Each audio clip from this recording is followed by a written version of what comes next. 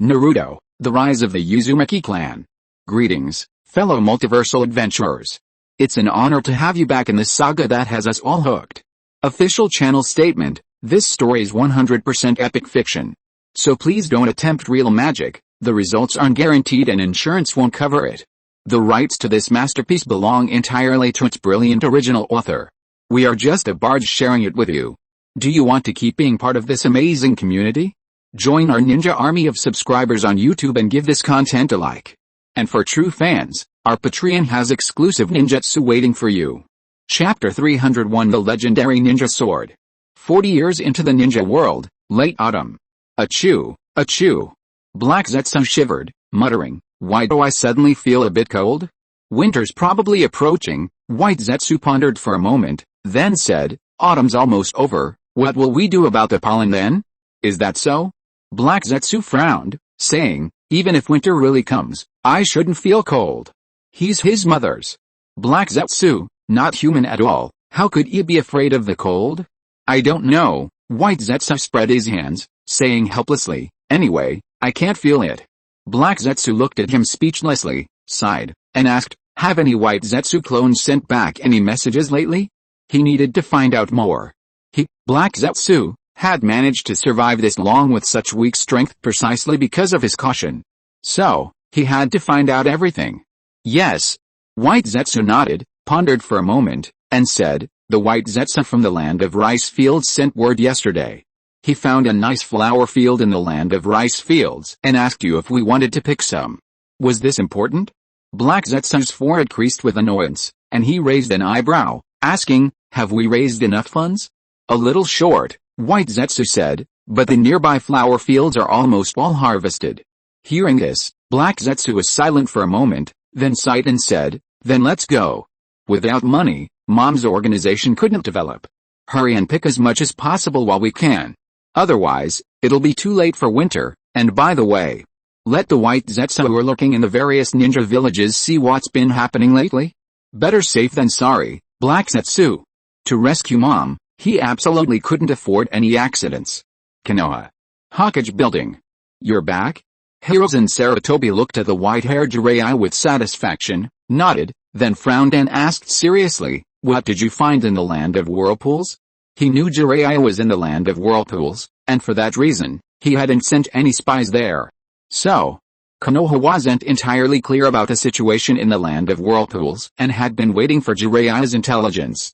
Nothing much in the land of whirlpools, except there are few more people than before. Jiraiya scratched his head, looked at the old man, and said, "But I have something important to tell you this time.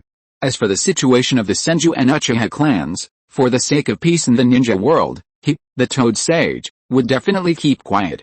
I'll leave after I've finished." "Something important?" Hiruzen Sarutobi pondered for a moment and said, "What is it?" "The fact that this brat would make a special trip like this must mean something important." Jiraiya paused, staring intently at his teacher. "The legendary ninja sword," he said, enunciating each word clearly. "Fire of joy." Tsunade walked along the road, looking at Konoha as usual, and murmured, "Is this the village that my great-grandfather and great-grandfather sacrificed their lives to protect?" She still couldn't move on. Perhaps a peaceful life like this isn't so bad. A self-deprecating smile appeared on Tsunade's face as she shook her head. "Anyway, the clan still has a large sum of money, even if I'm the only one left, I can't spend it all." When Jiraiya returned, she'd ask him where to go for fun. Staying in the village was quite boring. Besides teaching surgery to the medical ninjas, there wasn't much to do. And she couldn't bear to see blood, once she did. She was terrified and paralyzed. She should have left with Jiraiya back then. "I wonder how Shizune is doing with the book I gave her yesterday?" Tsunade murmured. So many years have passed. Shizune was graduating soon and would become a ninja too, she might as well go wandering with her. They believed the Senju clan's inheritance was enough for them to live on for a lifetime. What was so great about being a ninja? But, where should they go? Just as Tsunade was pondering her first destination, suddenly, she heard someone call her from behind. Tsunade's lips unconsciously curled into a slight smile. Turning around, she looked at the white-haired youth waving and walking towards her, and said with a disdainful tone, "I didn't expect you, the loser, to actually come back." She glanced at Jiraiya from head to toe. What's up? Found the chosen one to be your apprentice? Jiraiya secretly glanced at Tsunade's headlights, a lewd smile on his face, and said, not yet. I came back temporarily for some business, and I'll be leaving in a few days.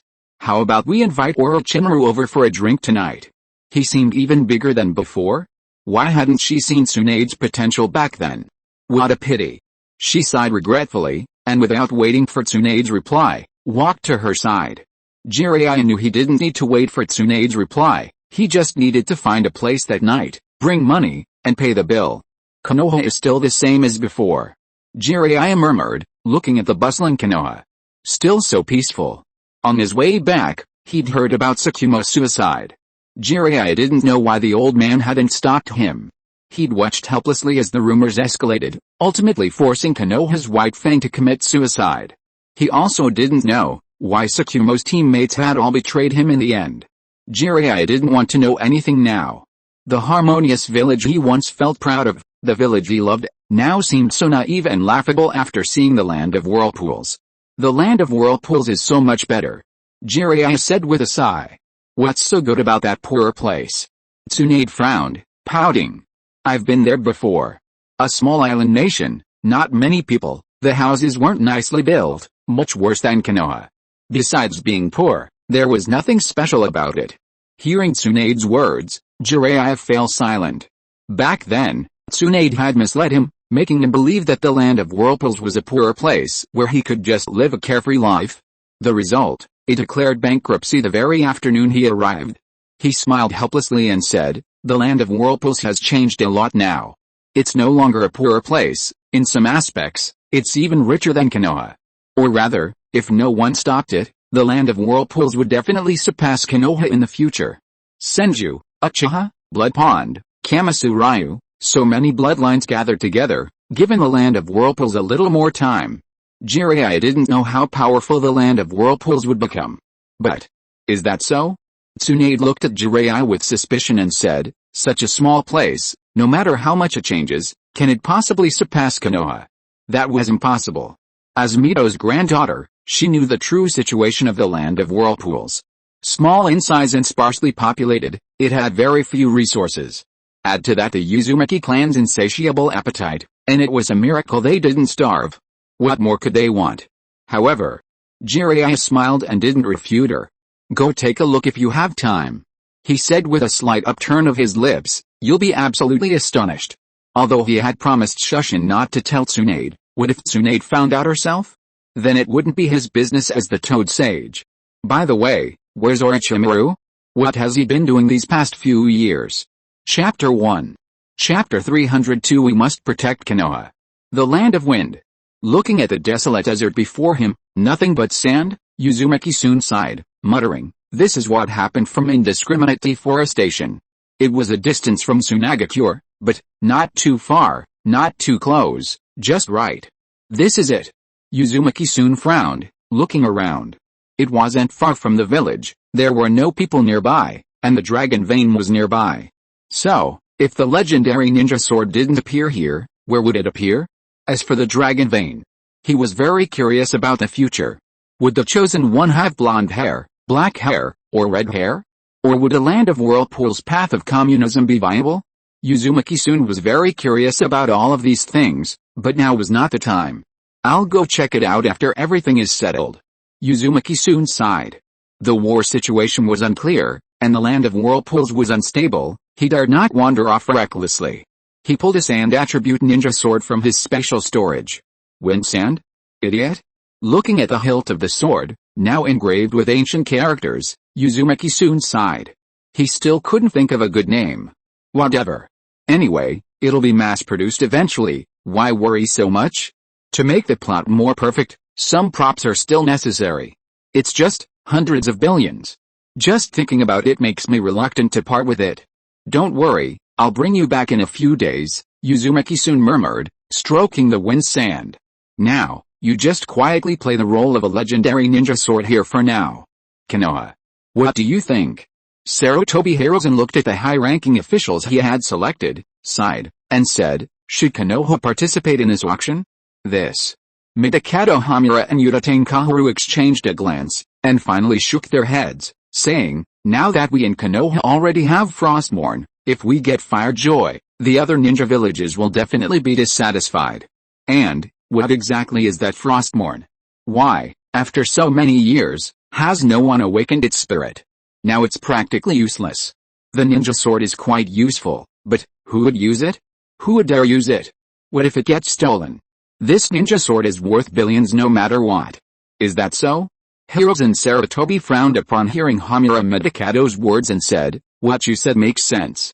As for why the Land of Whirlpools would put it up for auction, Hiruzen Sarutobi guessed it was because the lack of a ninja village had made the country too poor, and since no one could awaken the ninja sword, they put it up for auction. Otherwise, who wouldn't want power surpassing even the gods of the ninja world? But, what if another ninja village accidentally awakens the sword spirit? Would the Konoha ninja world be in great danger then? Not every ninja village is as peace-loving as Konoha. Actually, Kaharu Udatane thought for a moment and said, perhaps the situation isn't that complicated. Oh? Hiruzen Sarutobi was taken aback, looking at Kaharu Udatane and asking, what's your idea? Kaharu Udatane looked at Hiruzen Sarutobi and said calmly, exchange. Then exchange Frostmourne for Fire Joy. Perhaps we were wrong from the start. It's not that no one in Konoha can awaken a sword spirit, but that it's simply impossible to awaken one? Kaharu Udatane's lips curled up slightly. As the head of this organization, her responsibility was still great. Frostmourne is originally the national treasure of the Land of Water. Perhaps only the ninjas of the Land of Water have a chance to awaken it. And Fire Joy. Kaharu Udatane narrowed her eyes and said, word by word, has belonged to the Land of Fire since ancient times. Hearing Kaharu Udatane's words, Hiruzen Sarutobi and Denzo suddenly understood. They frowned and pondered for a moment, then said, what you said is possible. Otherwise, why hadn't any of Konoha's many prodigies awakened a sword spirit? Since the sword spirit possesses intelligence, perhaps it's genuinely patriotic? But, what if others refuse to exchange? Hiruzen Sarutobi frowned. If it's Kurigakure, that's one thing, but the other ninja villages. If they share this view, they definitely won't exchange. After all, if they can't awaken it either, why exchange it? To bring forth a god of ninja from Konoha. That's simply impossible. Let Kurigakure intervene. Kaharu Udatane thought for a moment and said, tell Kurigakure that if they obtain the fire treasure, Uzumaki will exchange it with them. She believed that Kurigakure and the Land of Water would fight tooth and nail for their national treasure. As for the lack of money, Konoha will lend them money at a very low interest rate, out of humanitarian considerations. This. Hiruzen Sarutobi paused for a moment after hearing Kaharu Udatane's words, then said, let's do as you say. As for the interest, forget it. After all, it's Kurigakure. If we push them too far. Hiruzen. Kaharu Udatane exclaimed unhappily upon hearing Hiruzen's words, you know Konoha. However, before Kaharu Udatane could finish speaking, Hiruzen Sarutobi shook his head, sighed, and said, the ninja world has only recently become peaceful. Konoha cannot start a war. Moreover, he looked intently at Kaharu Udatane and the others. That mysterious organization is still lurking in the shadows. We absolutely cannot relax for a moment. Judging from Jiraiya's words, they seem to be plotting something, especially collecting the legendary ninja swords. There must be some conspiracy. So, it might require the 5 ninja villages to unite. Kaharu looked at Hiruzen Sarutobi, and finally sighed, saying, whatever you say. Hiruzen was still too indecisive. In that case, I'll make the arrangements. Okay. Hiruzen Sarutobi nodded in satisfaction, seeing that his friend hadn't rejected his decision, and said, so, this mission. He glanced at Danzo. Never mind, who knows, maybe Danzo will get lucky and awaken the sword spirit? He hadn't figured out what Danzo was up to yet, and Hiruzen Sarutobi wouldn't let Danzo out of his sight easily. Besides, his students had all returned, and Jiraiya was familiar with the area, so he'd let Jiraiya and Tsunade go. Especially Tsunade. It wouldn't be bad for her to get away and relax. Let Jiraiya and Tsunade go together. Hiruzen Sarutobi took a drag of his cigarette and said, I'm sure they can handle everything. As for the 5-cage summit, when had they ever seen Hiruzen Sarutobi leave Konoha without a reason? He was the cage of Konoha, responsible for protecting the village. He wouldn't leave the village unless it was absolutely necessary. Besides, Konoha was full of talented people, there was no need for him, the cage, to show his face. It's decided then, Hiruzen Sarutobi said, looking at Kaoru Utakane. Prepare the funds you need for this trip, and be careful not to hand them over to Tsunade. Otherwise, they might disappear. Tsunagakure. As usual. Everyone covered their heads to shield themselves from the dust and sand, continuing with their lives. Suddenly. Rumble. All the Tsunagakure villages felt a violent tremor and unconsciously looked up at their surroundings. Until. What's that? Chapter 2, Nothing More. Chapter 303 Sandstorm. Sandstorm. Everyone looked up in disbelief at the terrifying sandstorm sweeping across the sky. This is terrifying. Living in Tsunagakure, they were no strangers to sandstorms, but they had never seen such a massive, terrifying sandstorm. It blotted out the sun. The surging yellow sand rolled in like giant waves. Whoosh! The Tsunagakure ninja seemed to sense something and exchanged glances. Chakra. They sensed the fluctuations of chakra within the sandstorm, and their eyes narrowed instantly. This sandstorm clearly wasn't naturally occurring. But how much chakra would such a terrifying sandstorm require? Kang Xiang, quickly report to Lord Kazekage, one of the Tsunagakure ninjas with a headscarf said gravely. The rest of you, sound the alarm and come with me to evacuate the villagers. This sandstorm is definitely not simple. Who could unleash such a massive storm? Or rather, what does he intend to do to Tsunagakure? Yes. Everyone sensed the gravity of the situation, nodded seriously, and began their respective actions. No matter who the enemy was, as Sand Ninja, they wouldn't allow anyone to harm the Sand Village. What a spectacle! Uzumaki soon remarked, looking at the ninjutsu he had used. I guess the Sand Ninja should be realizing something's wrong by now. Indeed, this was the scene one would expect from a legendary weapon-wielding site. It couldn't intimidate anyone without something special, and, seeing this scene, the ninja from other villages would definitely notice something amiss. Then he could come out and draw Black Zetsu's attention. Tisk, good luck. Hopefully, Black Zetsu can hold out a little longer. Lord Kazekage. Kang Xiang quickly ran towards the Kazekage building, saying, outside. However, before he could finish speaking, I already know. The Kazekage nodded, a thoughtful expression on his face, and said, have the villagers been dispersed?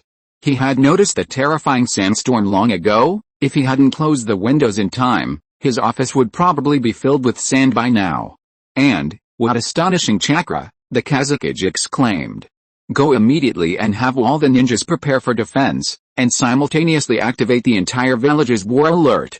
Also, send ninjas to scout the surrounding area. Let's see who's behind this.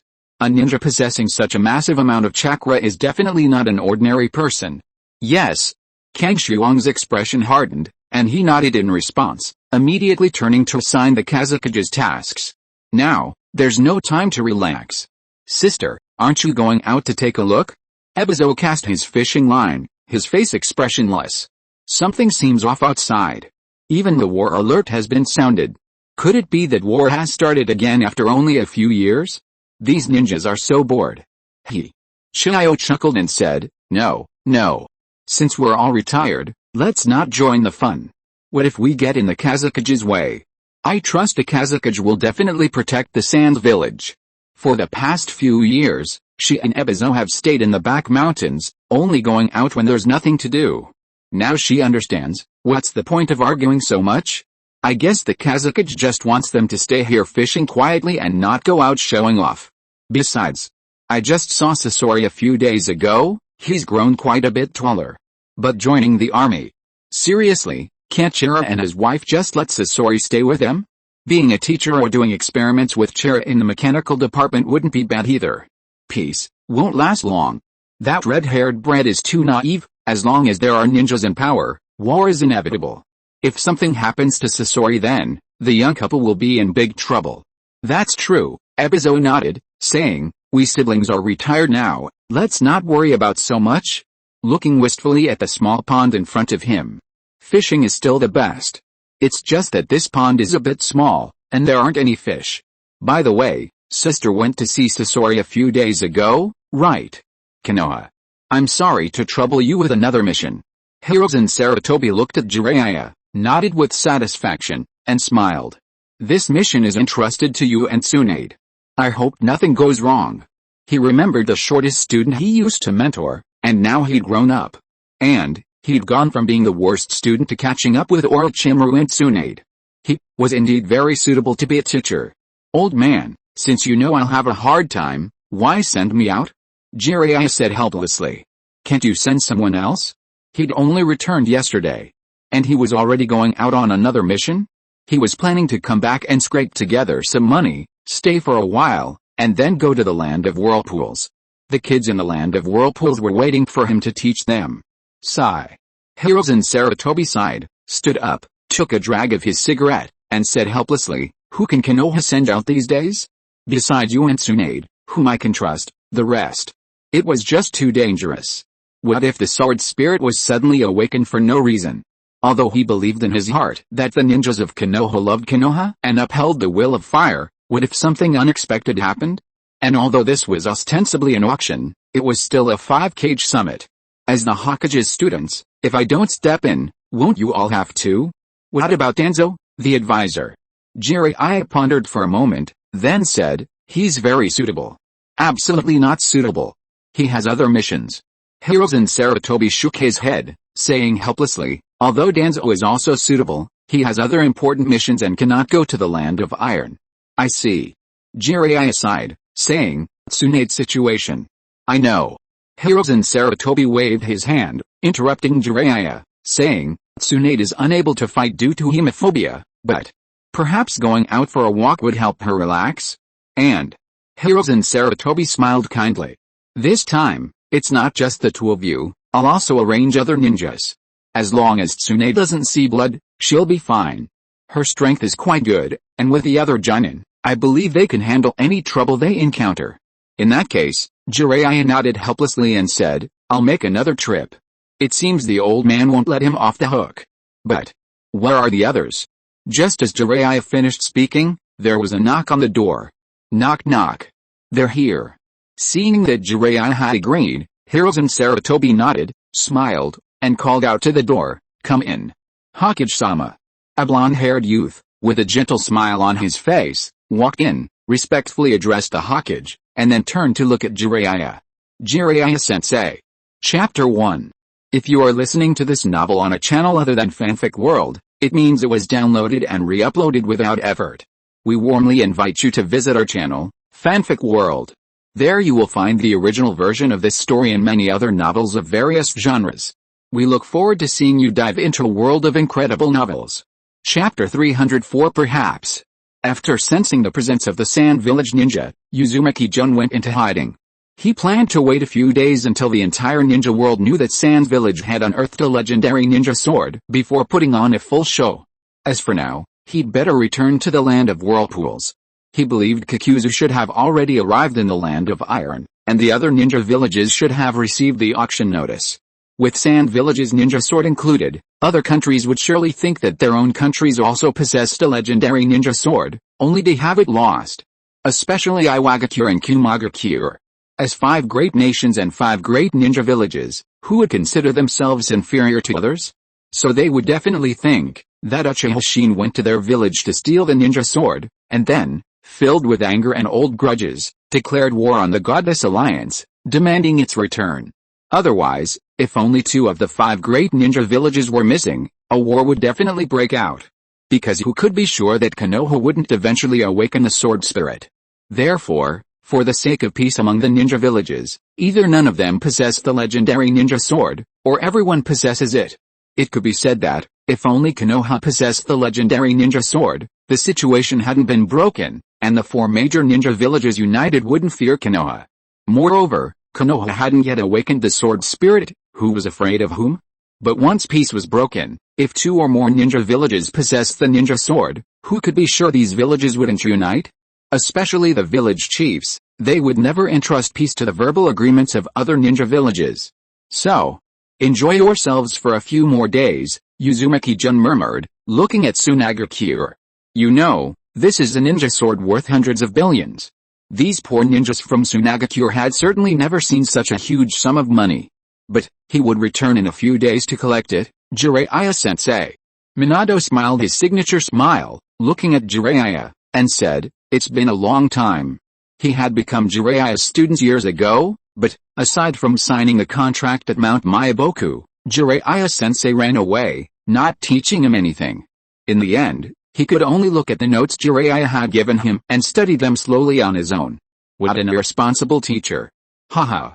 Seeing Minato's complaining look, Jiraiya quickly turned his head away, chuckled, and said, "Yes, I didn't expect Minato to be a Jonin now. Truly worthy of being my student, Jiraiya's student." Jiraiya-sensei was still the same, unchanged. Minato smiled helplessly and asked, "How long will Jiraiya-sensei stay here this time?" "How long?" Jiraiya looked at the peaceful Konoha before him, paused for a moment, and then said, "Minato, what do you think of Konoha?" "Very good." Minato was taken aback, then smiled gently and said, "Peaceful and harmonious. I believe there's no other ninja village in the ninja world like Konoha. Is that so?"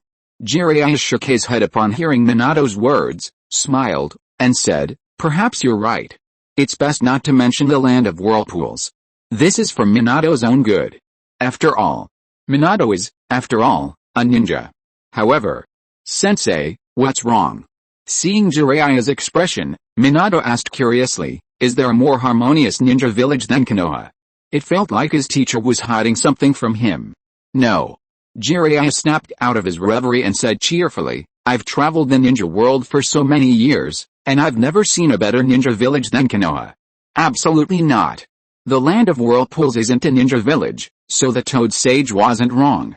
"Yes." Although he felt his teacher was acting a little strange, since his teacher didn't say anything, Minato didn't press further. He nodded and said with emotion, "Konoha is still the best. Back then, he was an orphan, and it was Konoha's charity that kept him from starving, until now he's become a Jonin. So, he absolutely wouldn't allow anyone to ruin all of this." "Hokage," Minato said firmly in his heart, "I will definitely become Hokage." He would protect all of this with his life. Jiraiya patted Minato's shoulder with satisfaction and said, "Let's go. It's been so long since we, master and disciple, have eaten together. If Minato doesn't understand any ninjutsu this afternoon, he can ask me." "So, Minato, you're paying for this meal." He really had no money. Tsunade, who inherited the Senju's vast fortune, was so stingy, yet she ate the most. Sure enough, there's a reason she can grow so big. But Orochimaru seems to have changed. Jiraiya couldn't say anything either. Although he was still as taciturn as before, his smile seemed even more sinister this time. What had Orochimaru been doing all these years? Even Tsunade didn't know. Sigh, whatever. Anyway, he's been staying in the village, so nothing should happen. Besides, with the old man watching over Konoha, even if something did happen, it wouldn't be a big deal. Use a Shiagakure. What a waste. Madara sighed, shaking his head helplessly, watching a kid training taijutsu in the Uchiha exclusive ninjutsu, the great fireball technique, not far away. He muttered, if he doesn't awaken the Sharingan, this kid's life will be like this forever. He could sense the kid's potential, a kind-hearted but dim-witted Uchiha mutant. He was supposed to train Uchiha throwing techniques today, but he hadn't brought his weapon kit. And, judging from the kid's appearance, forgetting to bring it wasn't the first or second time. Madara wanted to get angry, but then he thought, never mind. I'm already so old, I don't have many years left to live, so I shouldn't worry about it anymore. Madara couldn't bear to watch any longer, so he closed his eyes, lay down in his wheelchair, and basked in the warm sun. However, Grandpa Madara, are you tired? Obito saw Madara close his eyes and immediately ran over, a silly grin on his face, and asked, how about we stop here for today? We'll come back tomorrow. I feel like I've made great progress with Grandpa Madara's help. Last time, he helped Grandpa Madara push his wheelchair across the street, and then. He never expected that this Grandpa Madara was actually a legendary teacher at the academy, the teacher of genius seniors like Mushin Kijima, Uchiha Itachi, Uzumaki Nagato, Konan, and Yahiko. Suddenly, Obito was excited and quickly begged Grandpa Madara to teach him. He wanted to become stronger too. Then, every day at noon when he had free time, he would come to train with Grandpa Madara. Shut up, don't even think about slacking off. Madara opened his eyes, looked at the silly smiling Obito, and said calmly, if you can't master the fireball jutsu today, don't come home.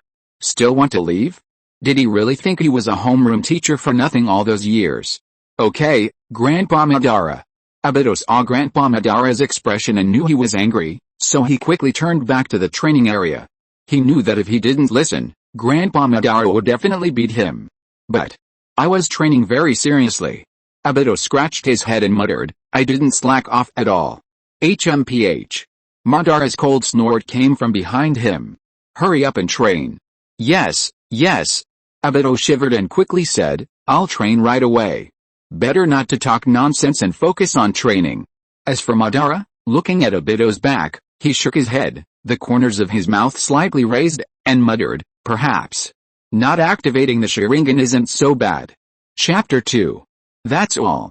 I was scared to death by receiving a message about a minor violation at noon for no reason. Chapter 305. That book is a lie. The legendary ninja sword? The Kazakage murmured, looking at the ancient ninja sword handed to him by the ninja below. Does the Land of Wind also possess such a ninja sword? He hadn't expected that the terrifying sandstorm was caused by this very sword. But, the Land of Wind, is its history really that distant? I don't know. A sand ninja shook his head, saying, we've already sent ninjas to investigate, but they found that period of history is still the same as other countries. Disappeared. He'd spent the entire afternoon poring over ancient texts, but still found nothing. He'd already sent people to investigate the daimyo's district in the Land of Wind, to see if they could discover anything. 1,000 years unknown, the Kazakage sighed, then picked up the ninja sword, his gaze burning with intensity. Power surpassing even the gods of the ninja world. Truly worthy of a ninja sword capable of unleashing a sandstorm that blots out the sky. Such immense chakra, the Kazakage's lips curled into a slight smile as he gently stroked the ancient hilt. If he could gain the sword spirit's approval, the ninja world would belong to the Sand Village. As for the daimyo of the Land of Wind? Now let's see if he dares to hold back the Sand Village's funds. But, how do we awaken the sword spirit? He knows that Konoha still hasn't had a single ninja who succeeds. Looks like I really should attend that auction in a few days, the Kazakage sighed. Perhaps I can discover something? Even if the Sand Village doesn't have the money, they can still join in the fun. Go, the Kazakage said to the Jonin before him, then examined the ninja sword again. The legendary ninja sword, he'll study it carefully tonight. And the ninja world, the Kazakage murmured, looking at the ninja village that had returned to calm after the sword was drawn. The winds are about to rise again. No ninja village wants to see another village possess such power. Unless they also possess it. The Land of Whirlpools. The new type of corn seeds you requested have been developed. Hiruko pointed to the experimental products beside him and complained, if you want to increase yield, just inject the life-giving serum. Why go through all that trouble? You don't understand. Uzumaki-jun shook his head and said, what harm does this genetically modified corn do to the human body? Life-giving serums are so precious. Are they something you can just share with anyone? Besides, he just wanted to see if Hiruko could develop food that is beneficial to the human body. Relying solely on life-giving serums is too monotonous. No, not at all. Hiruko shook his head and said, in fact, this genetically modified corn tastes quite good. It's just that it can easily lead to obesity and high blood pressure, high cholesterol, and high blood sugar for ordinary people. Higher nutrient content? Uzumaki-jun frowned and said, what about ninjas? If he remembered correctly, this corn is a plant. Even if there's too much plant oil, it shouldn't have this problem. Hiruko nodded and said, I implanted wild boar genes into it, and I discovered that the obesity gene can actually recombine perfectly with the corn gene. As for the ninjas, because of the ninjas' absorption rate of food, this corn can quickly convert into the nutrients they need. There's such a thing. Uzumaki-jun was shocked.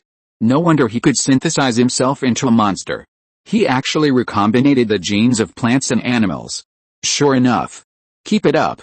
Uzumaki-jun patted Hiruko on the shoulder and said with emotion, you will definitely leave a significant mark on the history of the ninja world. The Land of Whirlpools needs experts like you. I bet even the god of the ninja world won't be as famous as you by then. But, we still need to experiment a bit more. Uzumaki-jun touched his mouth, pondered for a moment. After all, genetic modification is unpredictable. Maybe it's fine now, but long-term use will cause problems? Looks like we'll have to get Yato to do some serious advertising. Uzumaki-jun shook his head and sighed. Sell it at a higher price. Sell it to nobles of the ninja world.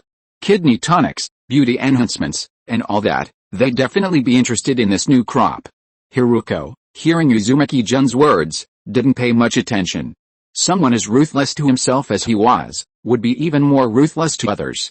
Besides, this corn won't kill you. Although he hadn't stayed in the land of whirlpools for long, the daimyo of whirlpools hadn't asked him to do anything else. It's just, there were just too many tedious things to experiment with.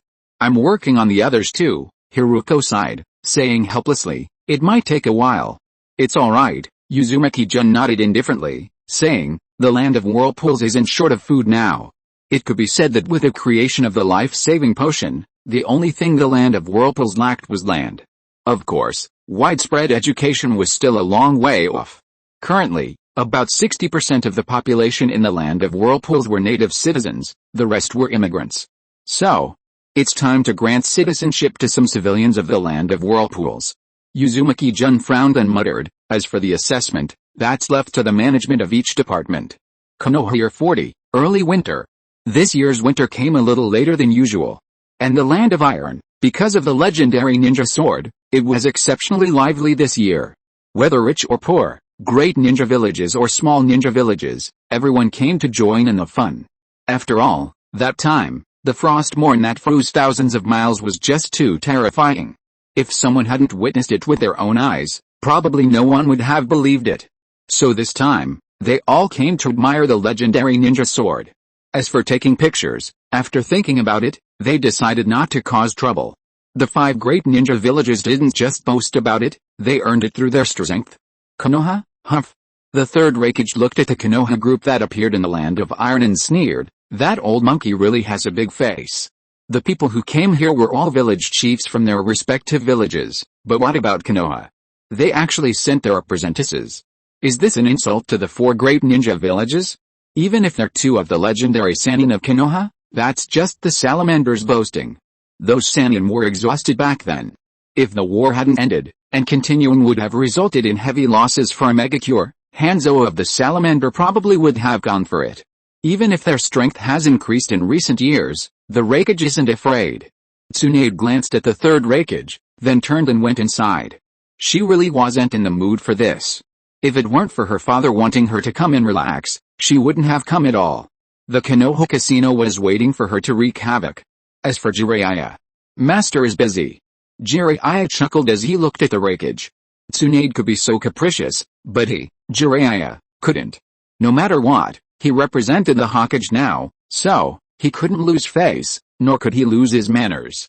Besides, on the way to the land of iron, Jiraiya discovered, that book was a complete scam. If you don't seek out Tsunade, she might completely ignore you the whole way. So, he's the Toad Sage, the dream of countless girls in the ninja world, why bother learning from books? It's just that he's taken quite a few punches along the way, the same old punches, he's used to it. He feels uncomfortable if he doesn't get beaten up. HMPH. Seeing Jiraiya's grinning face and the disdain of the granddaughter of the god of shinobi, the Raikage said nothing, just snorted and went inside. He disdained arguing with juniors. Chapter 1.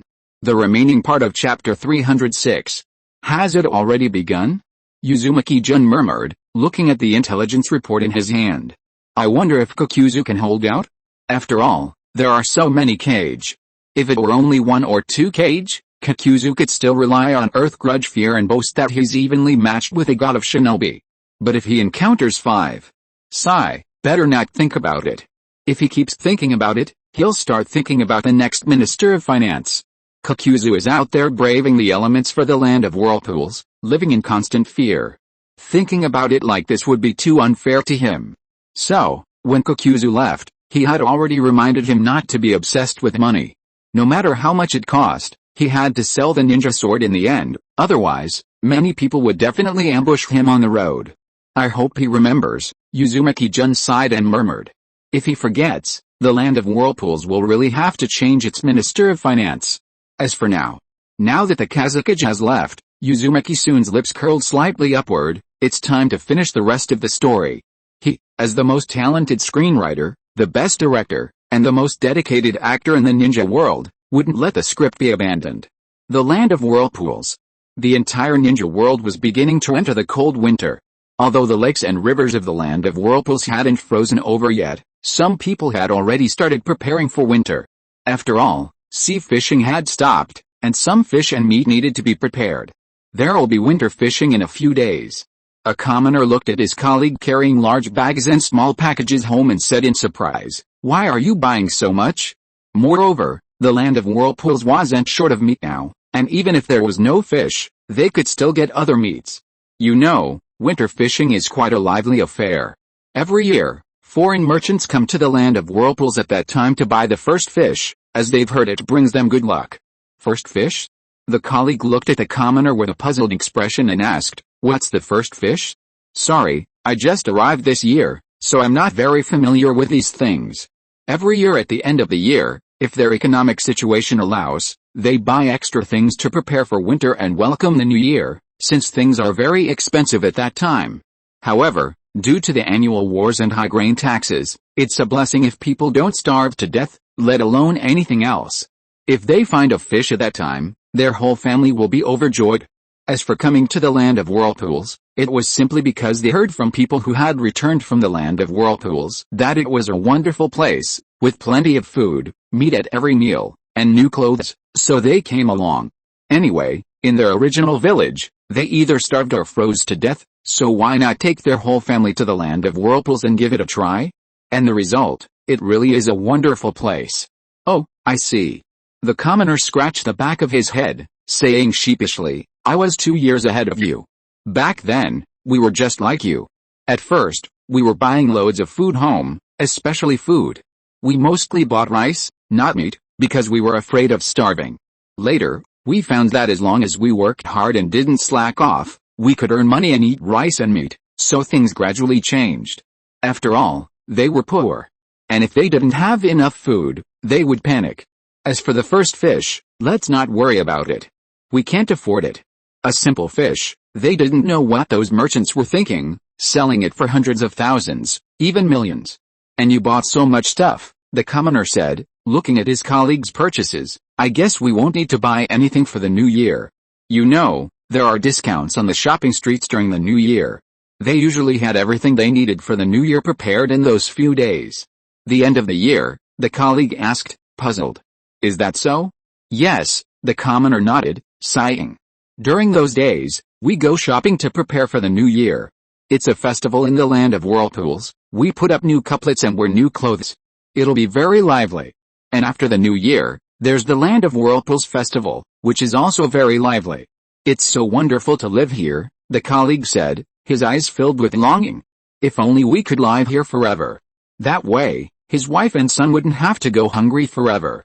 And citizens of the land of whirlpools have compulsory education, even if they don't become ninjas. Working here would be better than them toiling in the dirt."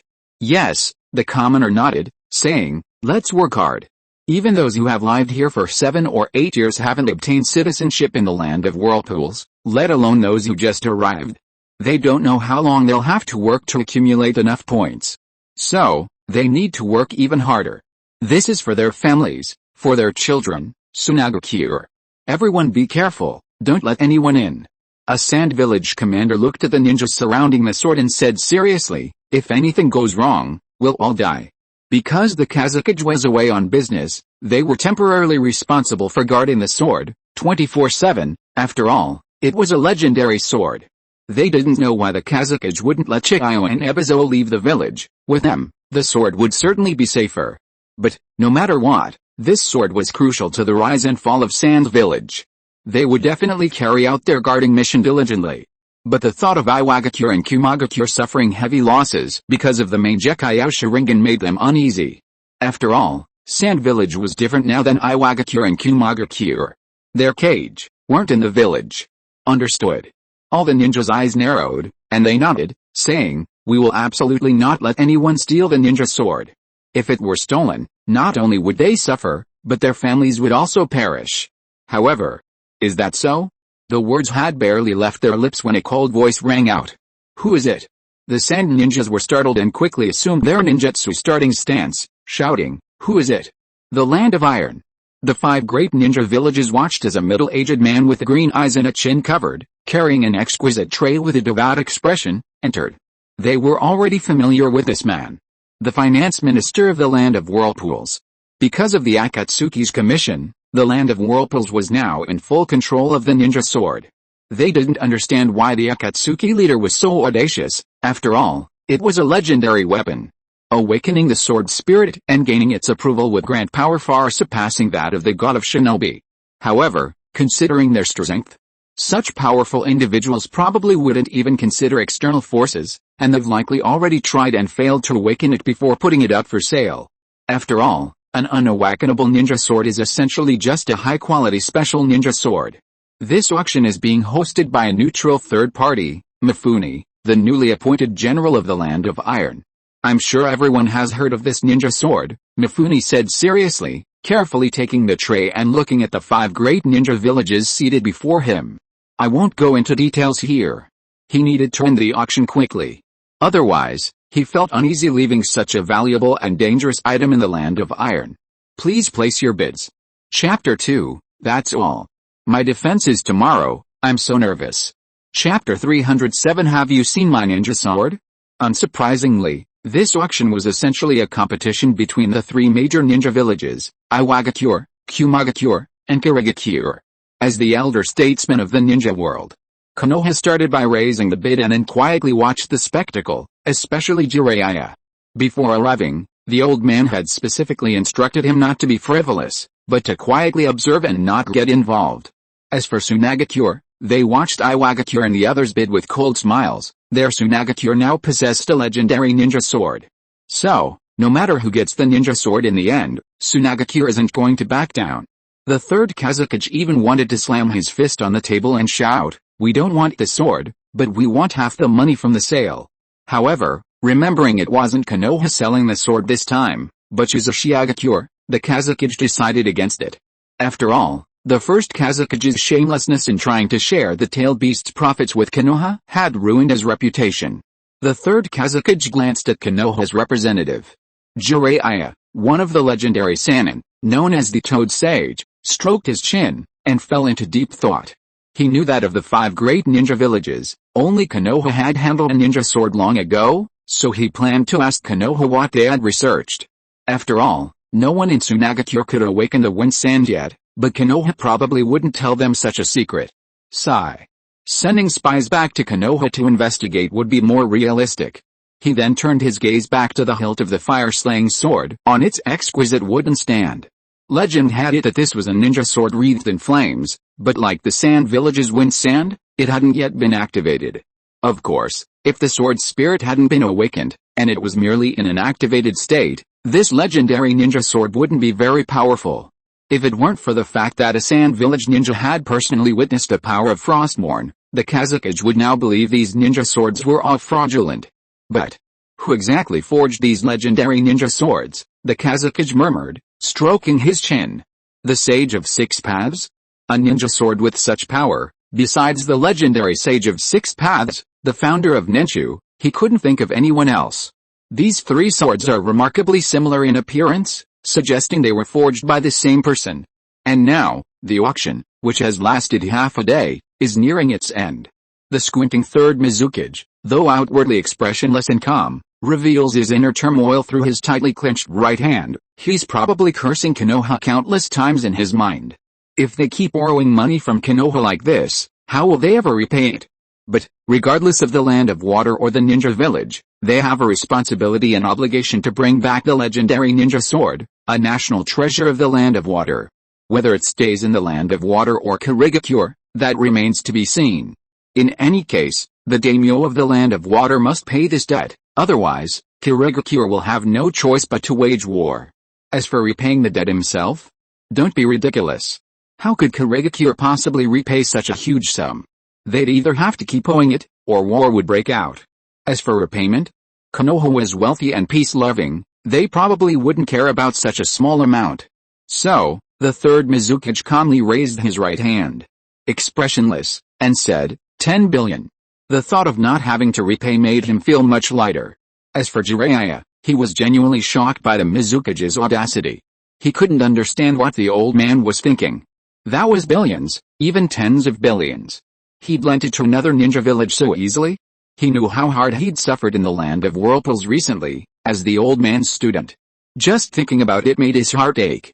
Back then, to survive, as one of Konoha's legendary Sannin, the Toad Sage of Mount Myaboku, he'd swallowed his pride, resorting to begging for food and drink when he was broke, or selling chakra. He'd sold so much that he was practically weak now. Maybe. Jiraiya murmured, narrowing his eyes, I could borrow some money from the old man. As a teacher, the old man should be quite happy. Tsunade, witnessing this, was stunned. As the gambling god of Konoha, she knew the village's finances well. The last war had cost a fortune in airships and scientific tools, leaving the village in deficit. Where did the old man get this money? Finally, she thought of the Uchiha and Senju clans, and her heart skipped a beat. Could it be from selling land? The Uchiha clan had no heir, so all their land had been taken over by the village.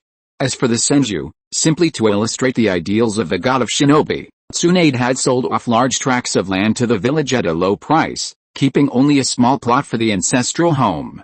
After all, although she was the only heir left in the Senju clan, she still needed to live there. A small plot was enough. Tsunade sighed inwardly. This was all she could do for Konoha. After Shizune graduated, she would take her away. Hokage. They're all a bunch of idiots. Her great-grandfather, great-grandfather, father, mother, brother, clansmen, they all fought for this dream, and in the end, they all perished. So, they're idiots too. Sigh. Tsunade sighed, stood up, patted Jiraiya, and said, the rest is up to you. She couldn't hold back any longer. Ever since Broken and Rope Tree left, she'd found herself addicted to gambling. Only in casinos could she find peace.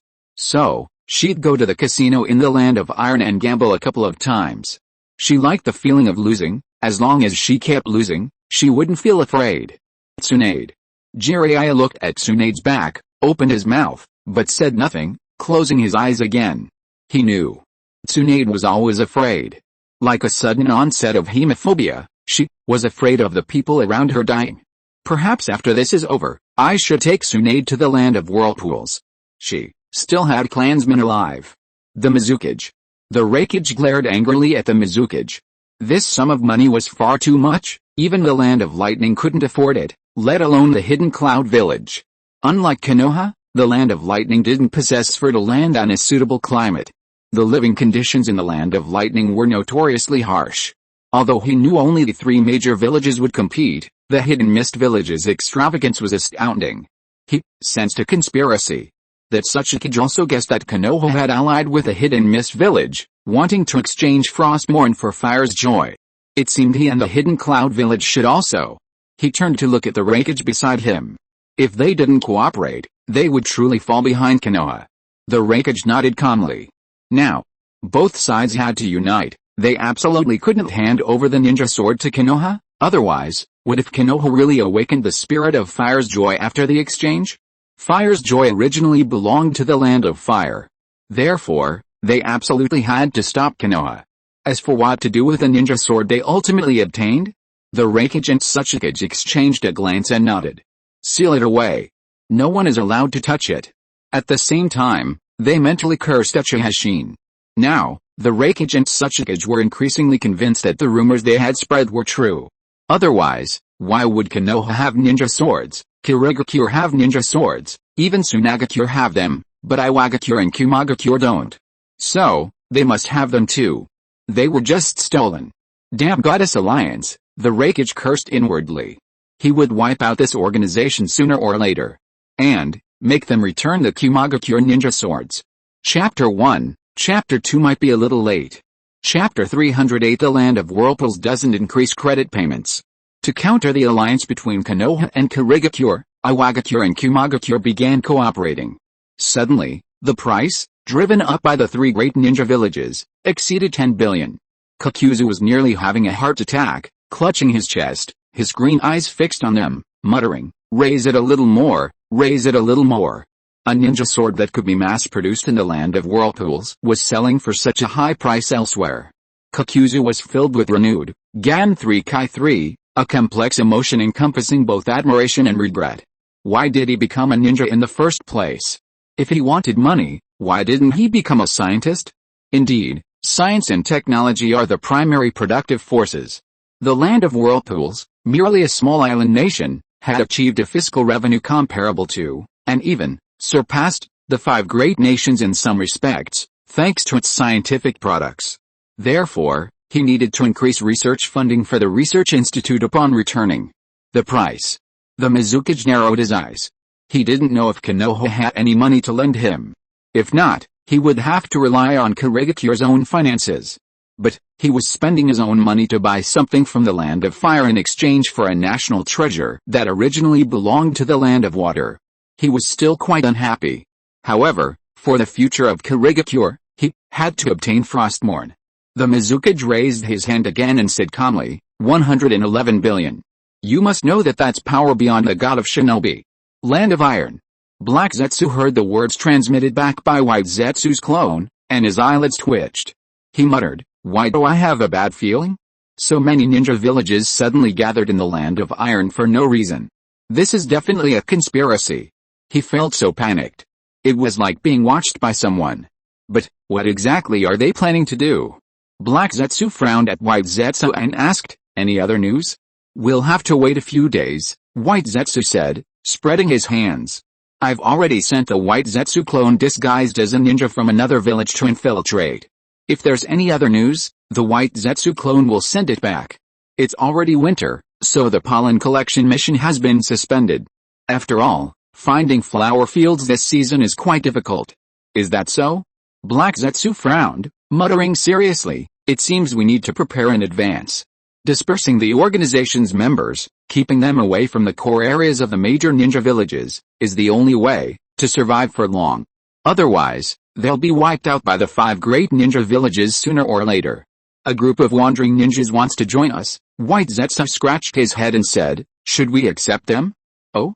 Black Zetsu asked curiously upon hearing White Zetsu's words, how strong are they? How many are there? Wandering ninjas.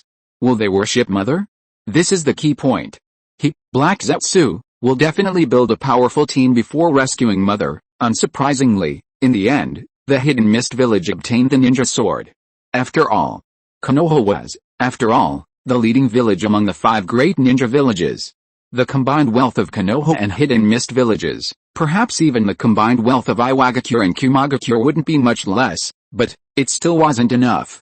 The Raikage slammed his fist on the table in a fit of rage, glaring at the Mizukage with his long, straight black hair. If it weren't for Konoha's help, how could Hidden Mist Village have obtained this ninja sword? Damn it. He exchanged a livid glance with a big-nosed man. They had to find a way. Otherwise, if someone truly awakened the legendary ninja sword and gained its approval, Iwagakure and Kumagakure would be in danger. So, we have to fight, the Raikage roared. Fight them hard. I never imagined there were such terrifying organizations in the ninja world. As the five great ninja villages that protect the ninja world, we have the ability and the obligation to severely crack down on these terrorist organizations and prevent them from harming the ninja world. Now, the only thing they can do is try to see if the Goddess Alliance has any of their ninja swords. Otherwise, only he and Iwagakure don't have the legendary ninja swords among the five great ninja villages, and then he will definitely feel ashamed before the first Raikage. That's right. That Sachikage slammed his hand on the table and said with a righteous expression, it's time for the five great ninja villages to take action and restore peace to this ninja world. As for finding ninja swords, that's just a side thing, so, let's all do it together. But, what does this have to do with us? The Kazakage and Mizukage looked at the Raikage and the others indifferently. That so-called Goddess Alliance hasn't harmed their village, so why should they waste their time and money to take action? Moreover, right now, for them, comprehending the ninja swords and awakening their sword spirits is more important.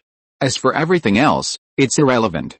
The sooner you comprehend it, the sooner you can master power surpassing even the god of shinobi. Besides, why should we help you find your ninja sword? Tisk tisk. How naive. We'd love for you not to find it. So, the Kazakage's lips curled into a cold smile, saying nothing, simply watching them silently. As for the Mizukage, he remained expressionless, staring at the fire of joy on the exquisite wooden tray. They were finally about to receive their national treasure, lost for 1,000 years. But, just as the Mizukage reached out to take the fire of joy. Excuse me, is payment now? Kakuzu said with a smile that seemed to look at God. The land of whirlpools doesn't offer credit. You want the ninja sword before you even have the money? Do you really think that you, Kakuzu, are joking about going toe-to-toe with the god of shinobi? Hurry up, Kakuzu, pay up. Hearing Kakuzu's words, the Mizukage raised his head, frowning at him. He knew, the rogue ninja from Kirigakure was still in the hands of the land of whirlpools. And now they were asking him, the Mizukage of Kirigakure, for money? Truly ignorant of the consequences. But, why haven't the other ninja villages spoken up yet? This is a major taboo in the ninja world, deserving condemnation from the entire ninja community. Just as the Mizukage opened his mouth, intending to righteously condemn the land of whirlpools and then lead the 5 great ninja villages to maintain peace in the ninja world. Kakuzu. Suddenly, a spatial fluctuation appeared before them. A red-haired figure appeared in the auction hall. Did you sell the items? Uzumaki-jun walked out and said with a smile, with the money, let's hurry back. Pain is waiting for us in the land of whirlpools. Hundreds of billions. He really didn't feel comfortable letting Kakuzu take it back alone. After all, it's hard to find another finance minister as serious as Kakuzu. That's about it. Kakuzu nodded, then looked at the Mizukage and said calmly, does Kirigakure have any money? If not, he could only sell it to Kumagakure and Iwagakure at a low price. What use would it be? The land of whirlpools has tons of this stuff. Yes. The Mizukage, seeing Uzumaki-jun's figure, snapped back to reality and said calmly, please wait a moment. That brat from back then. So many years have passed, who knows how strong he is now, especially with his space-time ninjutsu. Catching him is far too dangerous, especially with pain on top of that. Tisk tisk. No wonder the other ninja villages haven't jumped in, they're waiting for someone to make an example of them. The Mizukage took a deep breath, now is not the time to declare war. He glanced at the ninja swords on the tray. Just, once the sword spirits are awakened, then, what will Kirigakure have to fear from anyone else? Just as the Mizukage was about to ask Jiraiya for a loan, Lord Kazekage, a sand ninja rushed in, looking panicked, and quickly went to the Kazekage's side, handing him a letter. Something terrible has happened. Chapter 2, that's all. By the way, Happy Children's Day to all you single folks. Chapter 309 Be Strong. Black Zetsu panicked upon hearing the information relayed by White Zetsu's clone. He'd only gone to meet the leader of the Wandering Ninjas, and now the 5 great shinobi villages were preparing to denounce their goddess alliance? It had even escalated to the safety of the entire ninja world. While their ultimate goal might indeed threaten the ninja world, they hadn't even done anything yet. Did they really need to go this far? And they hadn't done anything lately.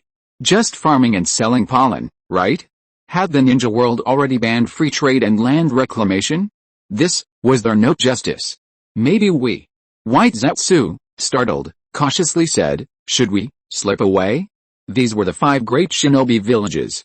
How could a bunch of civilians and useless ninjas in the organization possibly stop them? So, should they slip away? Back in the cave would be safe. No. Someone already knew about the cave, they had to find a new hiding place, and the Gato Mazo at the bottom of the cave had to be moved to. Hide for 300 or 400 years, until everyone else is dead, then we'll come out, White Zetsu suggested. Trust us. We can definitely outlive them. Hearing White Zetsu's words, Black Zetsu's face darkened instantly. This organization was his mother's. They had worked so hard for so long, developing cautiously all along, without even having a chance to do anything bad, and yet they were being targeted? This was too much? Black Zetsu narrowed his eyes at White Zetsu and asked, have you found out why the 5 great ninja villages are doing this? He wanted to see who was behind this ninja world's machinations, and whether they weren't afraid of betraying their entire clan a few hundred years later. It's that legendary ninja sword. White Zetsu looked at Black Zetsu strangely and said, the Hidden Cloud Village is demanding that we return the ninja sword to them. The legendary ninja sword? What was that? Black Zetsu stared blankly at White Zetsu. He remembered that his rebellious son only had one ninja sword. Could it be? Suddenly, Black Zetsu seemed to remember something, and asked with a dark expression, those stone tablets are the culprits? Yes. White Zetsu nodded, saying helplessly, and the Sand Village. Last night, a bald, masked man suddenly appeared and used magnet release to steal the Sand Village's ninja sword. What does this have to do with us? Black Zetsu asked, puzzled. We haven't been on any missions to the Sands village recently. And a bald man. It seems that apart from the newly joined rogue ninja who is also bald, there aren't any others in the organization. But they thought it was our organization.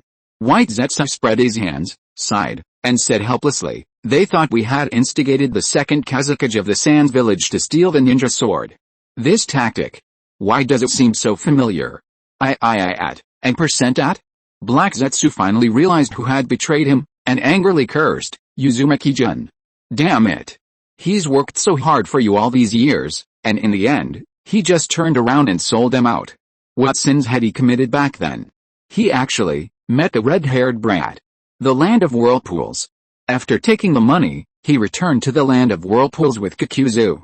As for what would happen next? Uzumaki-jun sighed, murmuring with pity, be strong, Black Zetsu. Especially after the second Kazakage suddenly appeared in Sunagakure last night to steal a ninja sword. The ninja world probably doesn't know how many powerful figures the Goddess Alliance has now. Although that bald man was in disguise, who knows? Plus, secretly collecting legendary ninja swords. Without a doubt, a huge conspiracy surfaced in his mind. So, if Black Zetsu doesn't hide well, he and his mother will probably never see each other again.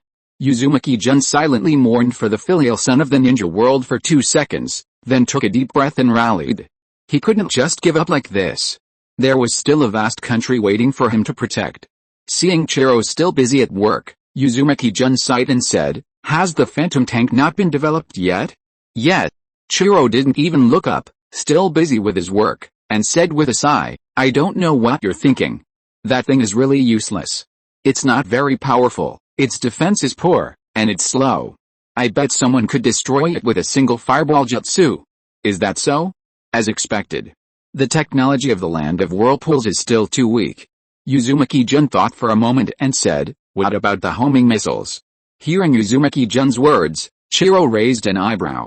He didn't know what this daimyo of the land of whirlpools was thinking. How could there be an auto-navigation attack? He actually thought that by pressing a button in the land of whirlpools, missiles would automatically fly to Konoha and explode? Why doesn't he just dream? Dreams can have anything. Chiro said irritably, no. He looked up at Uzumaki-jun, can't you think of something that's actually possible? What kind of nonsense is this? He'd lived for over 30 years, almost 40, and had never even heard of such a thing, let alone seen it. Hey. Uzumaki soon patted Kaianlo on the shoulder, speaking with an air of maturity, young man, you need to be bolder. Maybe it really exists? Of course it does. Did Earth have it in his previous life? He could exchange the satellite navigation data for it, and then it might be possible, right? Kaianlo rolled his eyes, annoyed. What are you doing here? Didn't he know he was busy? Cell phones, computers, the internet, satellites, tanks, airships, so many things all depended on him alone. If you have nothing else to say, get lost. Kaianlo fiddled with the equipment, saying, don't bother me. Uzumaki soon pondered for a moment, then said, what about chakra cannons? They had nothing, so they had to lower their expectations. They'd have to deploy chakra cannons all along the coast of the land of whirlpools, keeping the enemy out of the country and forcing the battlefield to other nations. Otherwise, with the limited territory of the land of whirlpools, wouldn't it all be reduced to ruins if all 5 great ninja villages came? Post-war reconstruction requires a huge amount of funding. It's already been taken away by the military for testing, Chiro said calmly without looking up. The power has met the requirements, it's a chakra cannon with the power of an A-rank ninjutsu. After all, it was developed based on the A-rank ninjutsu Rasengan, and the equipment can compress chakra more stably, so in some ways, its power is even greater. It's just that aiming and moving it are more troublesome. They are currently researching a chakra cannon with attribute transformation. The power should be even greater then. But there's been no progress at all. Is that so? Uzumaki soon nodded, satisfied. How many can be forged in a day? I don't know. You'll have to ask the Research Institute. Kaianlo said without looking up. Production was all handled by the Research Institute back then. And Kaianlo looked up at Uzumaki soon, complaining, we don't have enough funds right now. Hurry up and allocate some. Tell that black-faced devil to stop being so stingy. This was a small matter, just as Kokuzu had received a huge sum of money. Seeing Kaianlo's impatient expression, Uzumaki soon knew he shouldn't provoke such a technical expert, So he quickly said with a forced smile, "I'll have Kokuzu allocated immediately. Time to run, time to run." Technical talents are not to be trifled with. By the way, I think it would be best to train more assistants, so it won't be so tiring. After Huagang finished speaking, he immediately left using Flying Thunder God technique.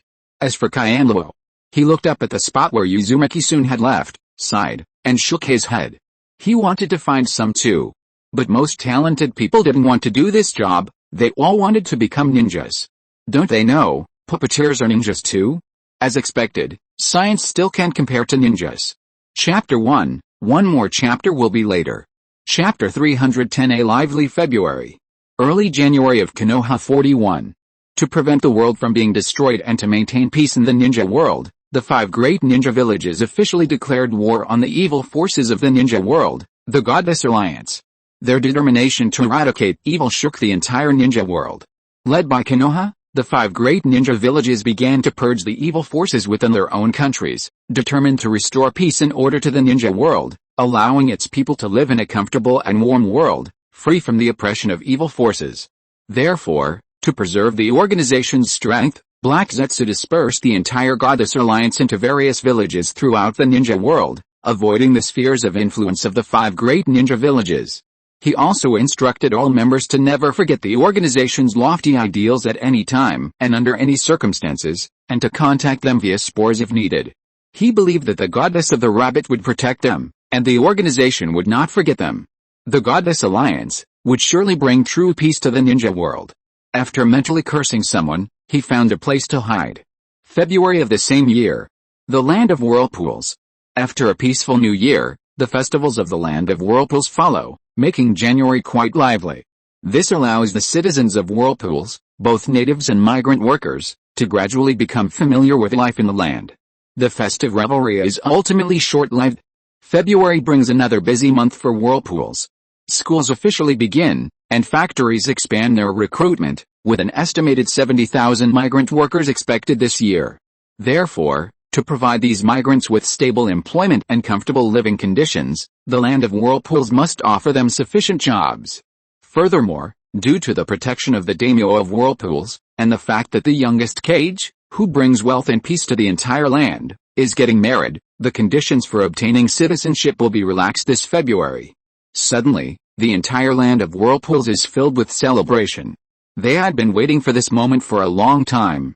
In the ninja world, only here could they rely on their own abilities to eat and stay warm. Therefore, if they weren't recognized and didn't obtain citizenship, they would always feel uneasy, fearing expulsion from the Land of Whirlpools. Especially during World War II, the first group of Rain Country civilians to arrive in the Land of Whirlpools were overjoyed. So much time had passed, and they hadn't met the requirements for citizenship, thinking the Land of Whirlpools would no longer accept foreigners.